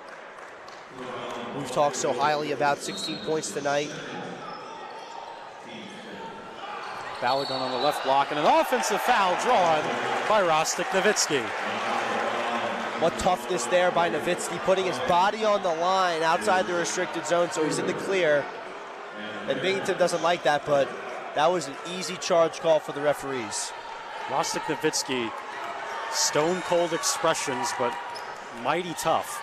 Will Richardson on the far sideline, and we're going to have a foul going the other way. That's another one on Will Richardson. I mean, Thomas, this half has been crazy.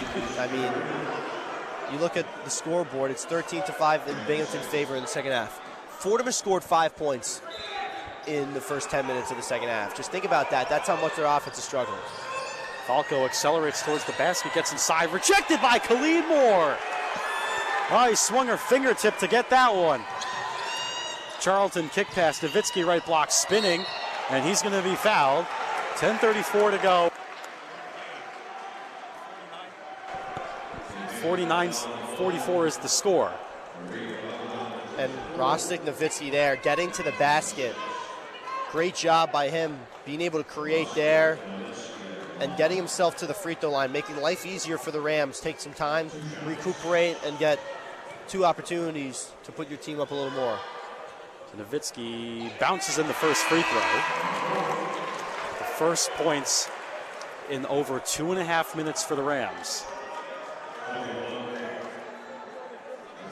So 50-44 lead for the Rams, 10:34 to go in the game. As Nowitzki will get set for his second free throw. This one is up and bounced off the side, so he splits a pair. Will Richardson picks up 94 feet on Falco.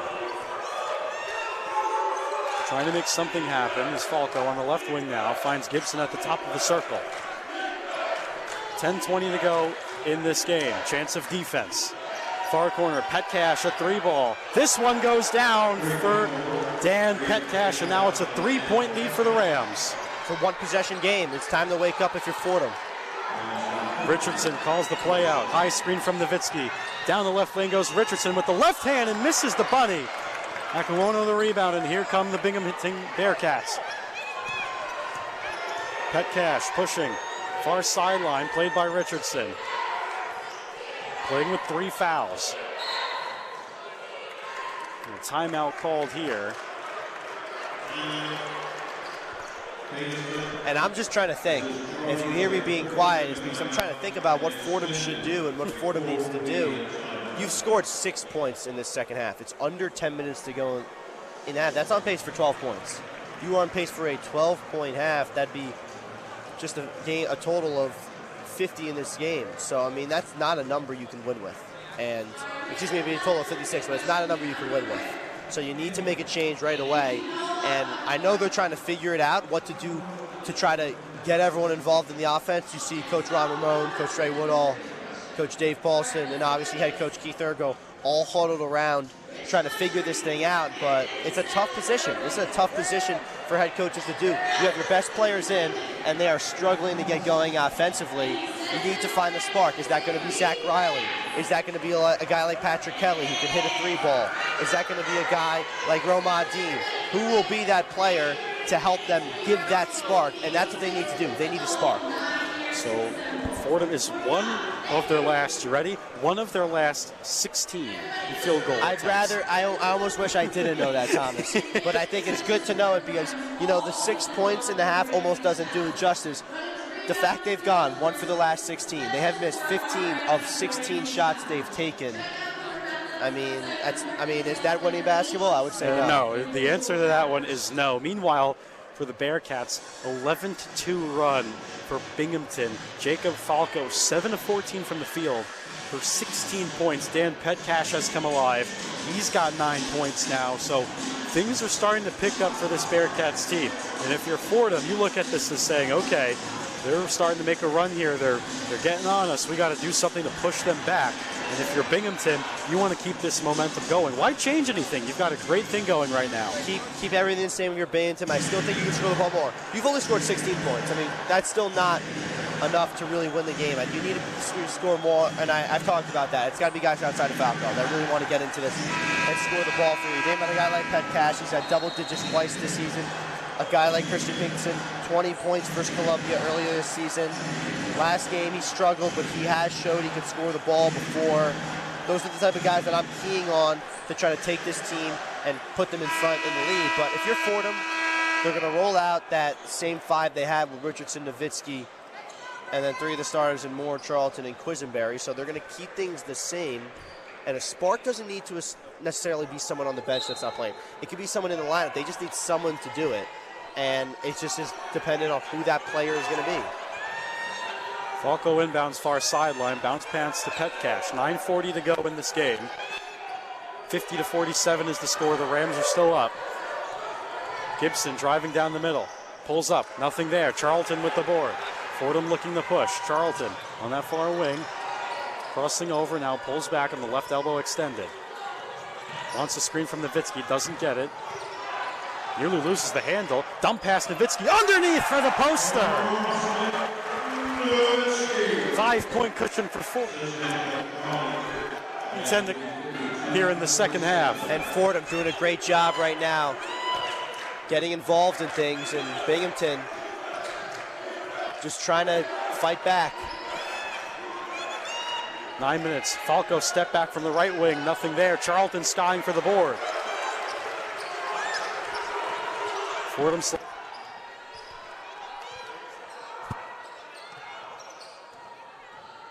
And Charlton with a chance here as he lays it in. So 54-47 Binghamton. And another timeout will go, this time by the Bearcats. 54-47, Fordham in the lead. You're listening to Fordham Basketball on WFUV Sports.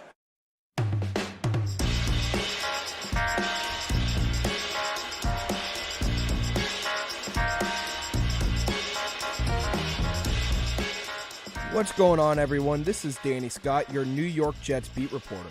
Join me all season long for updates, features, and analysis as the Jets' young core looks to take flight. Follow me on Twitter, dscott_33, or check out our WFUV Sports YouTube page for all things Jets.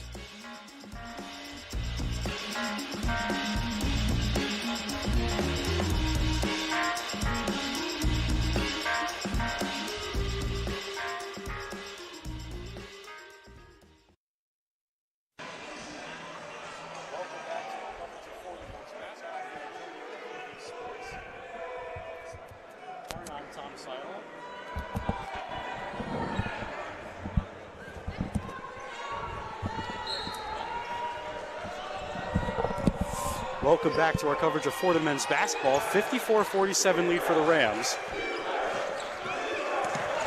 It's Gibson bringing this one up full court, played by Khalid Moore. Khalid Moore hounding the defense. Far side on Gibson. Lob pass nearly intercepted by Richardson. Near quarter, Petcash, a southpaw three, nothing there. Skying for the board is Gibson, and a foul on the floor against Fordham. 8:20 to go here in this game. 54-47 lead. Will Richardson will check out as Miles Gibson will go to the free throw line for the Bearcats. Gibson's free throw is off. Khalid Moore rips the rebound away, and this one's going the other way. And Fordham right now doing a really good job of fighting. Now get a chance at 2 free throws as they enter the bonus. So that's a big spot for them to be in. 2 free throws, an ability now to make it a 9-point lead, and that's always good if you're Fordham. So Khalid Moore will go to the free throw line. 8:20 to go in this game. 54-47. The Rams are up. Khalid Moore has had a nice day. Has 9 points, 5 rebounds, 4 steals, and a block.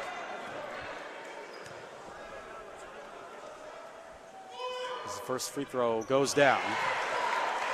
So now 10 points for him, and he's at double figures again.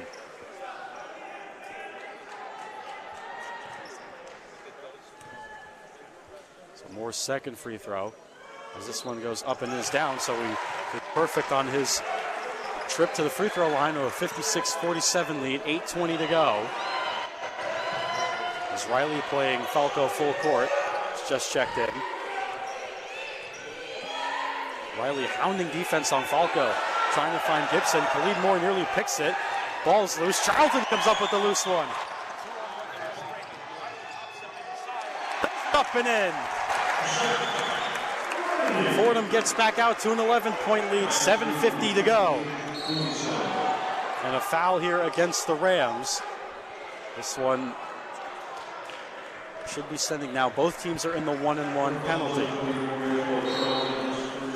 58-47 is the score. The Rams are up on the Bearcats with 7:52 to go here in the second half. You're listening to Fordham men's basketball on WFUV Sports.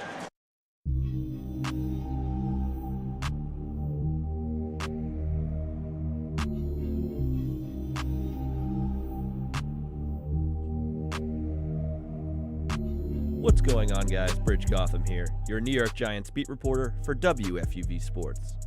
Be on the lookout for weekly reports and game recaps on WFUV's YouTube channel. We'll be covering the action all season long. Feel free to follow me on Twitter at BGBridge for updates throughout the games. For all things Big Blue, stay tuned all season long.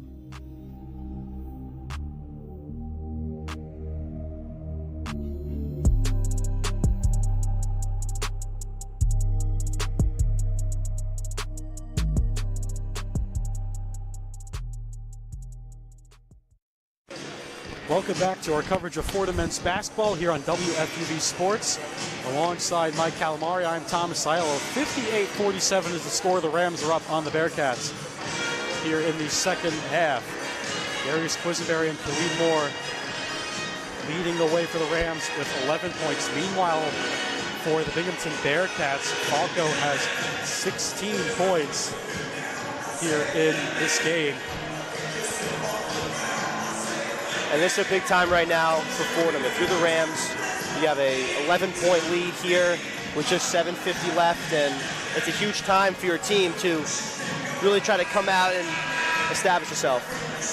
So here, as we get set to come out of this media timeout, Fordham just went on an 8-0 run in the last 2 minutes and 18 seconds. So things have turned for this Fordham team. Mike, as you said, Fordham needed to go on a run, and they did. As we come out of this media timeout. 7:52 left here in the game. Both teams are in the 1-1 bonus. As Jacob Falco will go to the free throw line for the Bearcats. Falco tonight has not gone to the free throw line. This is his first trip. As the first one is up off the back iron, Khalid Moore with the board. Quisenberry walks it up the middle of the floor. 7:45 to go in the game. High screen from Nowitzki. Quisenberry runs into a wall. Charlton at the top of the circle, now hop-stepping. Backdoor cut, nothing there. Intercepted by Falco. Bearcats on the move. High screen from Akuono. Falco shaking Nowitzki free. Gets this one, misses the layup. Oh boy by Akuono. Waiting patiently for contact and one. So Akuono will go to the free throw line to shoot two. And it's a 58-49.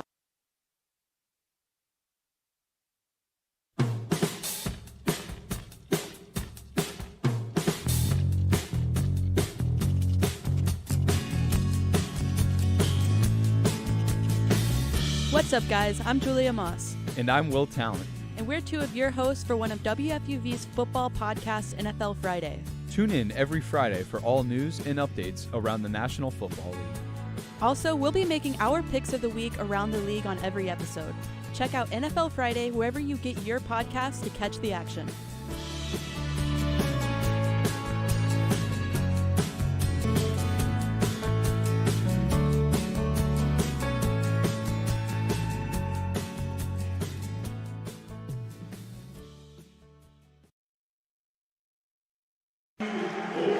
Khalid Moore scores. We're back here on our coverage of Fordham men's basketball. It's a 10-point lead for the Rams.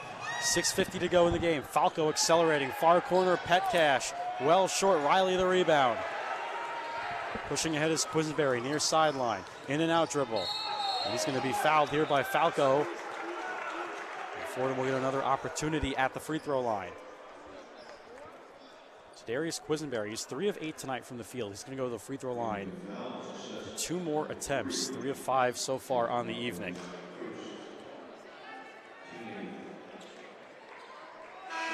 Quisenberry gets set to go to the free throw line as Tariq Balogun checks in for the Bearcats, as Akuono will have a seat. Quisenberry gets ready for his first free throw in the 1-and-1. Off back.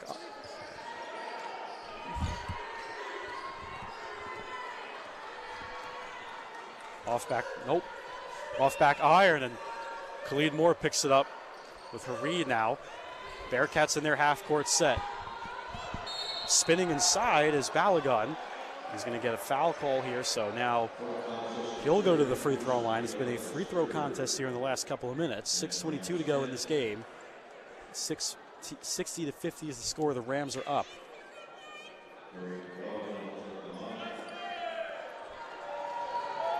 Tariq Balogun gets set for his first free throw, and this one goes down.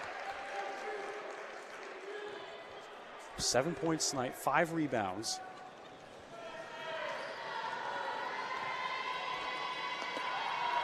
Balogun's second free throw is good. So now it's an 8-point lead for the Rams. 6:20 to go in the game. And this one is a turnover. Fordham throws this one away, and the Bearcats will take it back. 60-52 still the score. So Hareed will inbound on the near sideline. Riley playing the ball. Finds Falco on the near sideline. Bounce pass to Gibson, top of the circle. Cutting underneath was Hareed on the right block, going to work on Riley, and banks this one in for two. Now it's a 60-54 lead. Charlton walks it up, calls out the traffic play. 6 minutes to go. Charlton trying to accelerate the right lane. Bounce pass Quisenberry, left wing. Down the middle he goes, high off the glass, rejected by Hareed and Gibson. Hareed pushing in transition. Top of the circle, inside, Petcash lays it in. It's a 4-point lead now for the Rams. 5:39 to go in the game. Charlton walking this one up. Fordham trying to slow the pace down. High screen from Simbila. Charlton now at the left elbow, driving. And he's going to get called for steps, and this is a turnover here for Antrell Charlton. Things are going south here for the Rams these last few minutes. 5:26 to go in the game. Still a 4-point lead for Fordham. Inbound pass to Hareed. Played full court by Antrell Charlton. Khalid Moore plays Hareed. Probing at the top half of the circle. High screen by Gibson. Swing pass to Gibson now. Hand off to Falco at the block F. 8 on the shot clock. 5 on the game clock. Falco driving, turning, fading, throws it up, an air ball. Simbila comes up with the loose one. Riley now pushing. Bounce pass nearly picked off by Falco, but Fordham will hold on to possession here. So 4-point lead with 4:52 to go.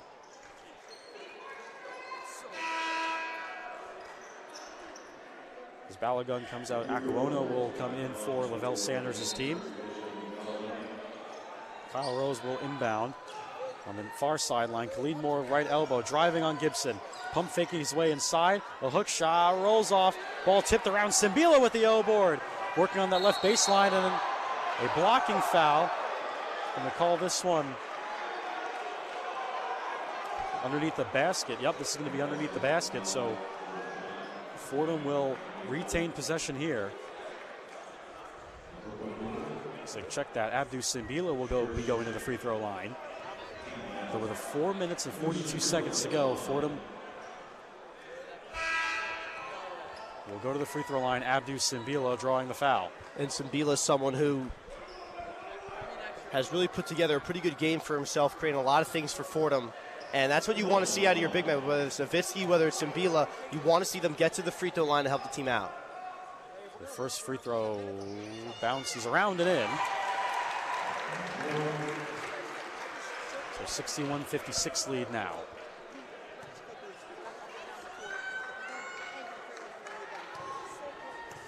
Simbila gets set for his second free throw. This one is up and off, so he splits a pair. Fordham now holding on to a 5-point lead. Binghamton hanging around. Falco walking it up with Rose full court. Now at the block F, Rose trying to pick up Falco, nearly pushes off.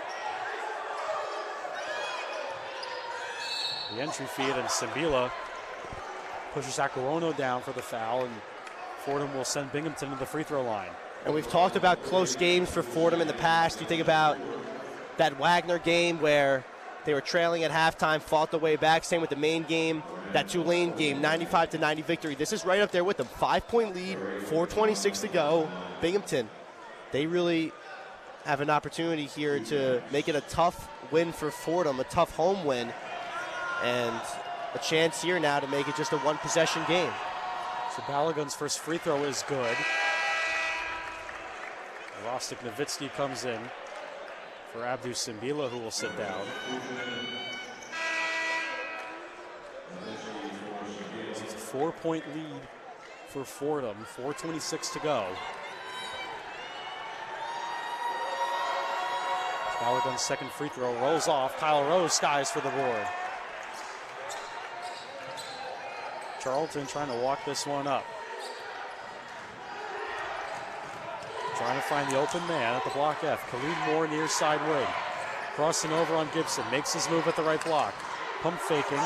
Throws up a little hook shot. Nowitzki right there to put it back. Big basket there and a 6-point lead with 4 minutes to go. Riley picks up Falco full court.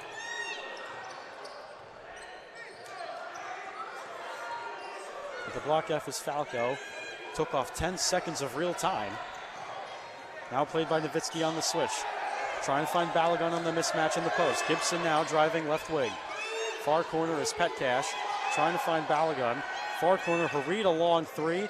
Off back iron. Charlton skies for this one. 3.5 to go. Khalid Moore running in transition on the right block. Backing down Gibson. Kick out Charlton near side wing. Swing pass. Rose far wing. Now trying to drive the left baseline and a foul called here against Binghamton. So a 63-57 lead for the Rams. 3:21 to go in this one. Let's send it back to the Rose Hill Studios for a one-on-one scoreboard with Andrew Craneri. The one-on-one scoreboard. The Nets and Hawks are duking it out right now as they wrap up their third quarter. The score is 68-64 with Nets in the lead. The Knicks are starting to take off against the Hornets as they also wrap up their third quarter. They've taken a 10-point lead. The score there is 82-70. The Pistons have started to close their gap against the Grizzlies. The current score there is 37-40 Grizzlies. Over in college hoops, there's a big matchup with number 18 ranked Gonzaga taking on the Washington Huskies. That game is going to get started soon at 9. On the ice, the Devils are starting to rally against the Islanders after losing their lead in the second period. The score is 5-2 with the Islanders behind. The Devils only have a period to close the gap, so it'll be interesting to see how that develops. The Jets and Blackhawks also just started their game, and again, the Rangers-Avalanche game will start at 9 p.m. With the one-on-one scoreboard, I'm Andrew Craneri.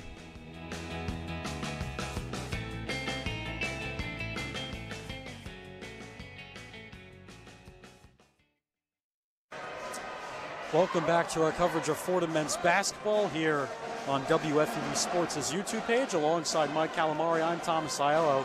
63-57 lead for the Rams. 3:21 to go in this game. Both teams are in the double penalty.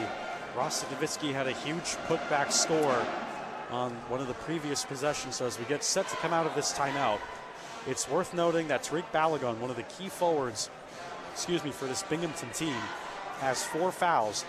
3 other players have 3. Meanwhile, Abdou Simbila has 4 fouls, and 3 other players as well for Fordham have 3 fouls. So it's going to be interesting to see how this foul management, as we get into the waning moments, Mike, is played out by Keith Ergow. Yeah, it's going to be really interesting. And I think that's the biggest thing with both teams in the double bonus and a 6-point lead. How you play the game changes. And it's not how you play the game in the first half. You're going to have to adjust on the fly. So that's why you have an experienced guy like Coach Ergo, who's been at Penn State as associate head coach, who has been at Villanova as an assistant coach. He's seen it a lot. He's been under great head coaches. So now he can apply it here for Fordham to try to win the game in the final minutes. Meanwhile, for the Bearcats, they've hung around. They've gone on some incredible runs, and it's really kept them in this game. They're only down 6. The team that is coming in on a losing streak. They lost their last game against Colgate, 81-62. They got blown out in the first half of that Colgate matchup, 48-26, shooting only 29% from the 3. Tonight they're only shooting 23% from distance, so a little bit of deja vu here in the second half. As Fordham will go to the free throw line, Kyler Rose is going to have 2 opportunities. So some big free throws here for Fordham. The first one goes down for Kyle Rose.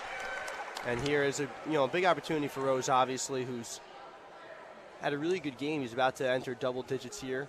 And he's someone that's really added a whole new realm to this team with his 3-point shooting this season compared to last, along with his on-ball defense. And he's going to guard Falco here, so a great opportunity for some defense here in the final minutes. Petcash probing the top half. Now Falco working on the block F, defended closely by Kyle Rose. Fordham bringing up the aggression here in their defense. Kick pass, Petcash left wing. Driving down the right side, throws up a wild shot ball tipped around. Khalid Moore comes away with it. Charlton on the near side, 2:50 to go in the game. Fordham up 64-57. Right elbow for Charlton, handing off Quisenberry. Down the right lane. Bounce pass, far corner, Khalid Moore. Off the side of the rim and rebounded by Petcash. And Moore really needed that three here. Could have really broken open. He's been 1 for 1 from downtown, but another one would have been huge for this Rams team.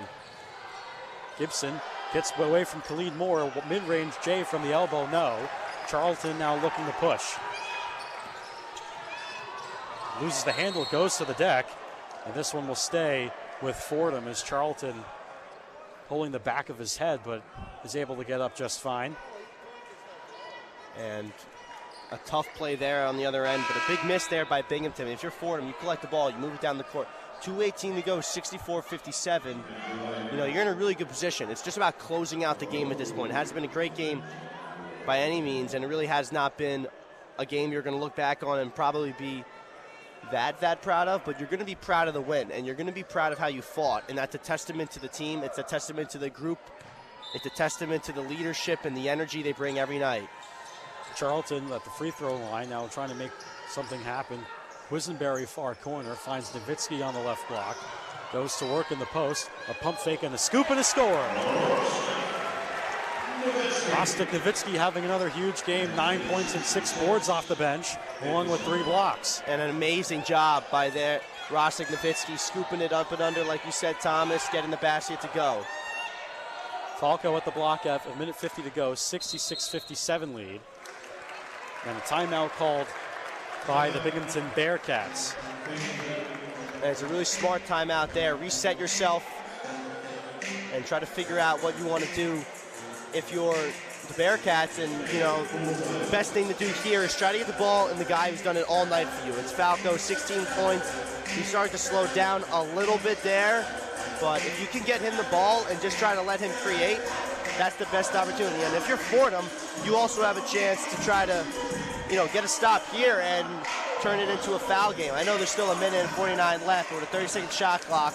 A miss here and the ability to bring this down to potentially a minute left in the game. I mean, a great opportunity for Fordham, and it should not go unnoticed the job they've done to battle back.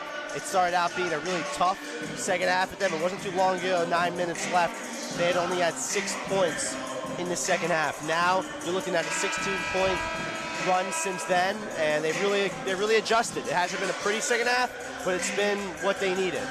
Well, Rostik Nowitzki is 3 of his last 4 field goal attempts. So going on a one-man Army-esque run here in the final few minutes. Is a minute 49 to go. Both teams are in the double penalty. 2 free throws from here on out. 66-57 lead for the Rams. And here's another stat for you, Mike. Every single Ram that has played today, all except Elijah Gray, have scored today. That is a huge win for Keith Ergo's group. I mean, you have to look at the minutes. Elijah Gray's someone who's only played 2 minutes, but the guys that have given time, that have been on the floor, have scored the basket. And everyone who's been on the floor has played more than 10 minutes besides Romadine and Elijah Gray. There's trust in every single player on this roster. Slowly but surely for this Fordham group. Minute 45 to go. Gibson entry pass inside to Balogun.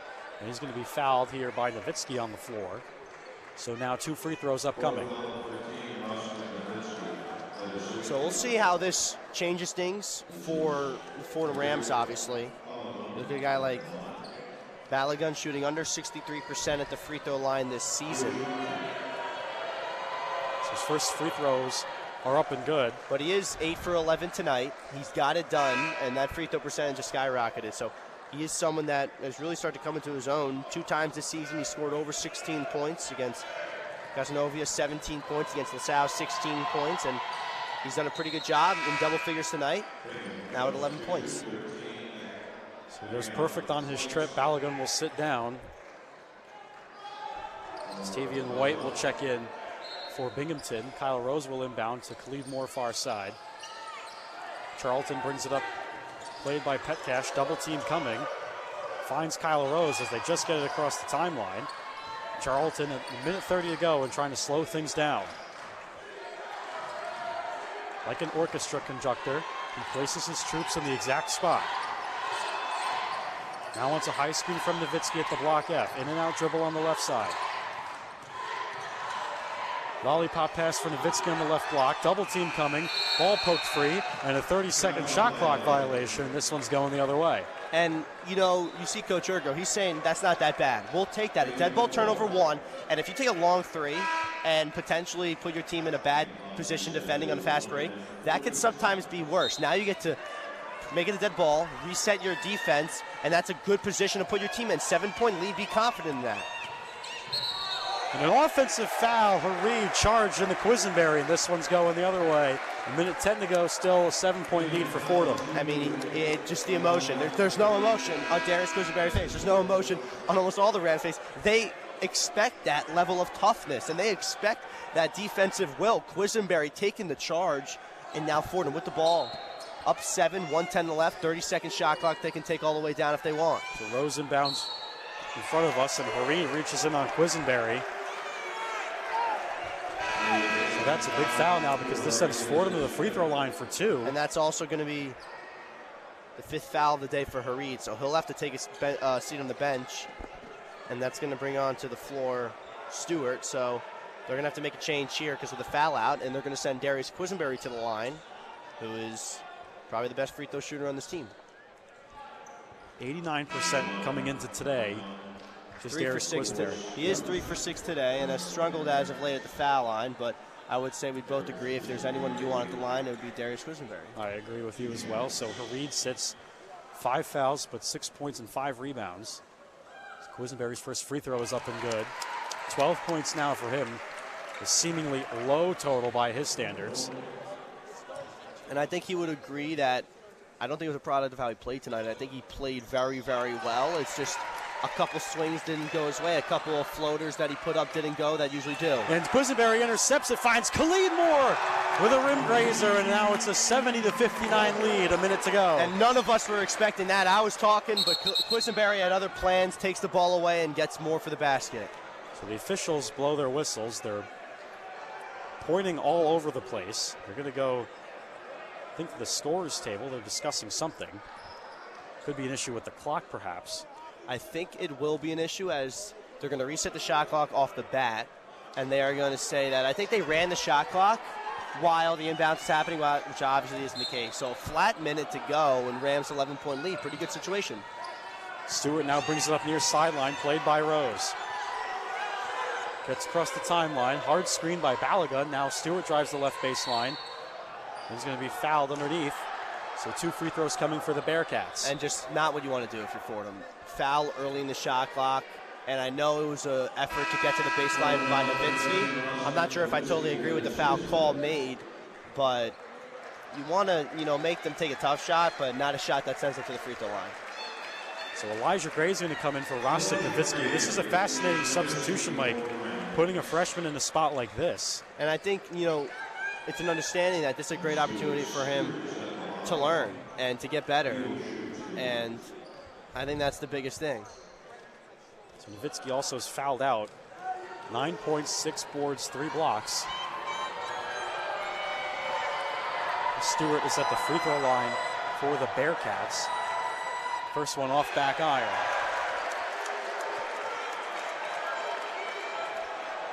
And Sambila also has 4 fouls, so maybe some thinking if he gets a foul in the final seconds and this game somehow magically gets into overtime, you want to be able to at least have him to start that. So that's part of the thinking as well. The noise level has raised in the Rose Hill gym as Stewart's second free throw is good, so he splits a pair. A 10-point lead now for Fordham, 51.9 to go. The shot clock is still on. Baseball pass. Khalid Moore, nobody home. Lays it up and in. Counted in the foul. And down goes the camera operator on the baseline. Khalid Moore takes it to the hoop and also takes down the camera people. I mean, wow, a lot of craziness on the other end, but it's been a fun ending, Mike. It's 2 points, it's an and one, and it's been crazy. Yeah, it has been. It really has been an interesting game. All sorts of. And the cameraman, he's all good. He's getting some high fives. He's getting a pat on the back by President Tetlow, and he's back to work and everything. So Khalid Moore will go to the free throw line. Does not convert the 3-point play. Jacob Falco now accelerating down the middle and lays it up and in with the right hand. Fordham let him have that. Amazing coast-to-coast play there by Falco. He must have gotten down to the other end in 3 seconds. And a foul here by Tavion White. Darius Quisenberry is going to go to the line. Some smiles starting to crack from Fordham. And they're going to huddle up here and talk about things, and Romad Dean's going to get ready to check in. But a great job by Fordham.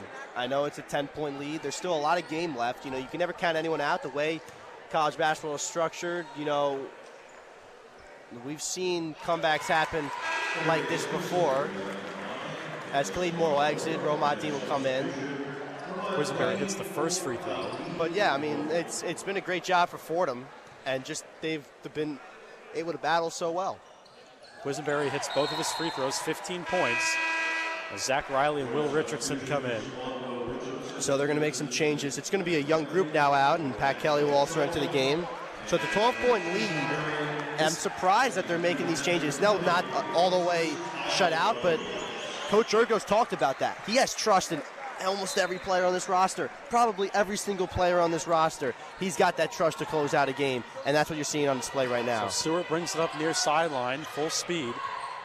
Getting inside, rejected. Elijah Gray rips it out of his hands.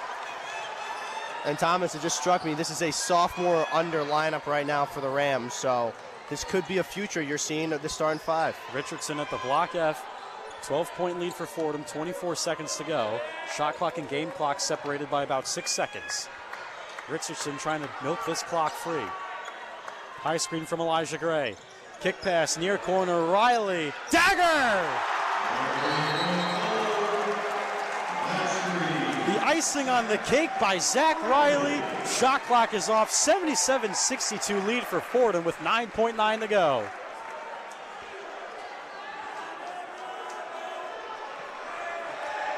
And Albie Evans getting set to check in for Fordham.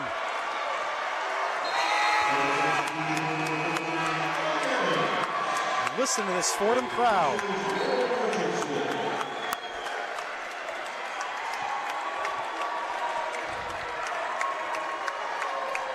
Clock is down to 5. Stewart with a high screen from White with a roll, and Riley picks it off. And the Fordham Rams extend the win streak to 9. One of the best starts in school history, 77-62 the final score. What a game this was, Mike. I mean, a roller coaster ride. Fordham looked like they were going to face some adversity as multiple times Binghamton cut that lead down to 1 possession, but not once did they relinquish the lead. They held it for 38 minutes. They battled, they fought, and they come away with the win. So it was an interesting night for Fordham. Darius Quisenberry with a quiet 15 points. Khalid Moore with 17. Meanwhile, Jacob Falco had an impressive night tonight, Mike. 18 points on 8 of 18 shooting. Great job by Falco. He kept them in this game. For a while, it was just him who was the offensive piece for the Bearcats, and then along came Balagon and other guys as well. Pet Cash with 11 points, but it was really Fordham. They stepped up to play tonight. 77 points is a good number considering they had 6 through the first 11 minutes to start the second half, and they made the proper adjustments to get the win tonight. Well, we have to give a lot of credit to Lavelle Sanders' group. Extremely competitive, showing a little bit of that toughness that he had when he was playing back in the day at Seton Hall, as we are now going to be joined by Fordham assistant coach Dave Paulson. Coach, coming out of this game now, 10-1, 9-game win streak. Just what's the reaction out of this win? Well, you know, again, it was, I think the last time I was on the radio, I said it wasn't artistic, you know, and I don't know what we shot in the second half. Second half, we were 10 for 29, 1 for 7 from 3. That's ugly, and we found a way to get a win, you know? And so I think that, look at, like we missed a lot of free throws. DQ missed some free throws. That's not DQ. Our guys are tired. You know, this will be Sunday, 6 games in 12 days. And, you know, a mark of a veteran team, of a tough, hard-nosed team is to win a game when you don't have your A game. And we didn't have our A game, but we got some timely baskets, some timely stops, especially our second half defense. I thought we wore them down. So, we feel good, but know that we are not anywhere near, what we can be and what we hope to be and what we should be. You mentioned the second half where you guys struggled to score on the offensive side of things. What was the change you guys made to get things done and start putting points on the board? I mean, I don't know that there was a change. I think we hit a couple buckets. I thought Rostic gave us, again, just some timely baskets, some offensive rebounds. When you're struggling to shoot the ball, you got to get your easy money, and you get it by second chance points, you get it by post-ups, and you get it by getting to the foul line. And so we did that, in the second half. We got the foul line, took 18 free throws. So that was good. I think we had one offensive rebound in the first half. I remember that. And so we had 9 offensive rebounds in the second half. So that's what you got to do when you're not necessarily playing your A game. Coach, you forced 17 turnovers tonight. You scored 20 points off of those turnovers. You also did a great job holding them down on the field goal percentage today. What was the key defensively for you guys against Binghamton? Well, I think our guys, for the most part, were locked in. Took away player tendencies. For the most part, again, I don't think any of the coaching staff is going to go in and say, "Well, we pitched a perfect game defensively," either. But we came up with key stops when we needed to. We did a little bit better job keeping them off the offensive glass. First half, they had 8 offensive rebounds, so we did a better job, in that regard as well. Assistant Coach Dave Paulson, thank you so much for joining us. All right, Appreciate thanks, it. guys. So as Thomas puts back on the headset. Thanks, Mike. And as you guys heard, as Mike said, Fordham assistant coach Dave Paulson on another hard-fought win here at the Rose Hill Gym. 77-62, the final score. The Rams topped the Binghamton Bearcats. Mike, it's been a dream run so far for the Fordham Rams. Yeah, I mean, you almost have to pinch yourself. If you looked at the schedule, you probably say, you know what, this is a Fordham team that can first 11 games, maybe go 7-4, maybe go 8-3. I don't think anyone would have picked them going 10-1 in the first 11 games. And I think that's a testament to the job Coach Ergo has done carrying over what Kyle Neptune instilled in his first year. Now he's bringing it, and now he's really taken off, and you're really seeing a lot of it. It wasn't pretty tonight. There were some things that went, wrong for the Fordham Rams tonight. You could say some technical difficulties on the court the same way we experienced technical difficulties throughout the broadcast. Apologize for that. But they battled, and they came out with the win, and at the end of the day, if you look at the record, it was a win tonight, and that's what matters. Well, that's just going to about do it for Mike and I here from the Rose Hill Gym. We're going to send it back to the Rose Hill Studios for Ryan Gregoire and the one-on-one post-game report. The one-on-one post-game report.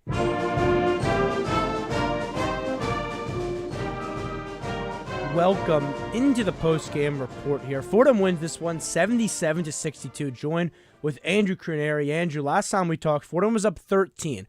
And it seems like you look at that second half, you heard Dave Paulson, coach, talk about it. They didn't have their in-game. They didn't play that well in the second half. Then you look up at the scoreboard, they were still able to outscore Binghamton by 2. I think that speaks volumes to this team. But overall, just start with, really quickly, your thoughts on the win. I think the second half was mainly categorized as major offensive issues for Fordham. But as Keith Ergo said just in that interview, I think that despite the team being tired, they've been through, a tough schedule, I would say, so far, and kind of in need of a break. I think that they capitalized on easy buckets and easy points to really secure the win, while also relying on some of their depth, too. Abdou Sambula looked amazing in terms of the rebounds that he was producing throughout the game, as well as some other players just coming up in key moments to really not make sure that they're, I guess, put in a performance of a lifetime, but make sure that Fordham kept the lead and made sure that they won the game. Now, looking at the second half, Khalid Moore's your leading scorer overall in this one, 17-8. Darius Quisenberry right behind him with 15 points. But how about Rostic Nowitzki, a guy we talked in the first half, just playing 4 minutes? He responded in a big way with 9 points, 5 rebounds in the second half. And it seemed like when Fordham they struggled a bit. They were only up 3 for a portion of this game. He was an answer off the bench, a spark plug that allowed them to build up the comfortable lead and then come away with a win. Oh, 100%. I mean, Rostic has had a big past couple games. If I'm not mistaken, he actually had a career high in his last game in terms of, I think, either points he put out, something like that. I'm not too sure, but he has been performing extremely well in the past couple games. And I think that he really shined in this second half.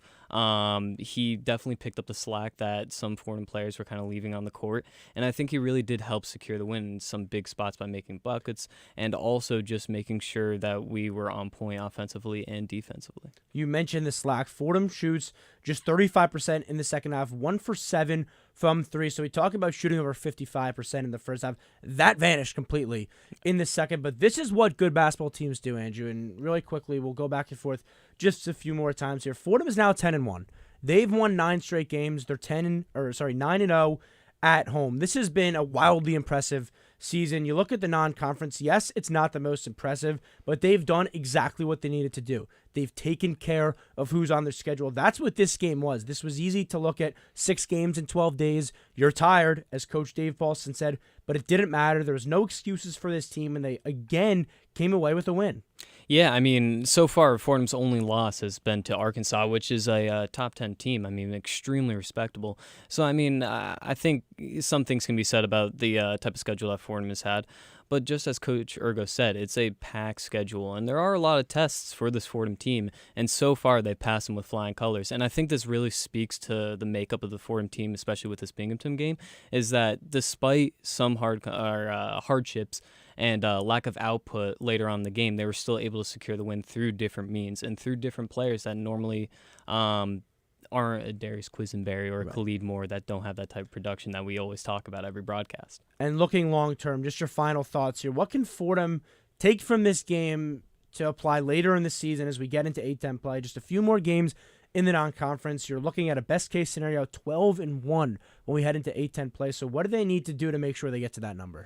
I think get some rest, definitely get back in the lab, and just continue what they've been doing. I mean, I love the first half of Fordham ball in this game, where they were good in terms of production, good in terms of rebounds, everything like that. So I think what they need to do to really continue the trend that they've been on is just performing the same that they have.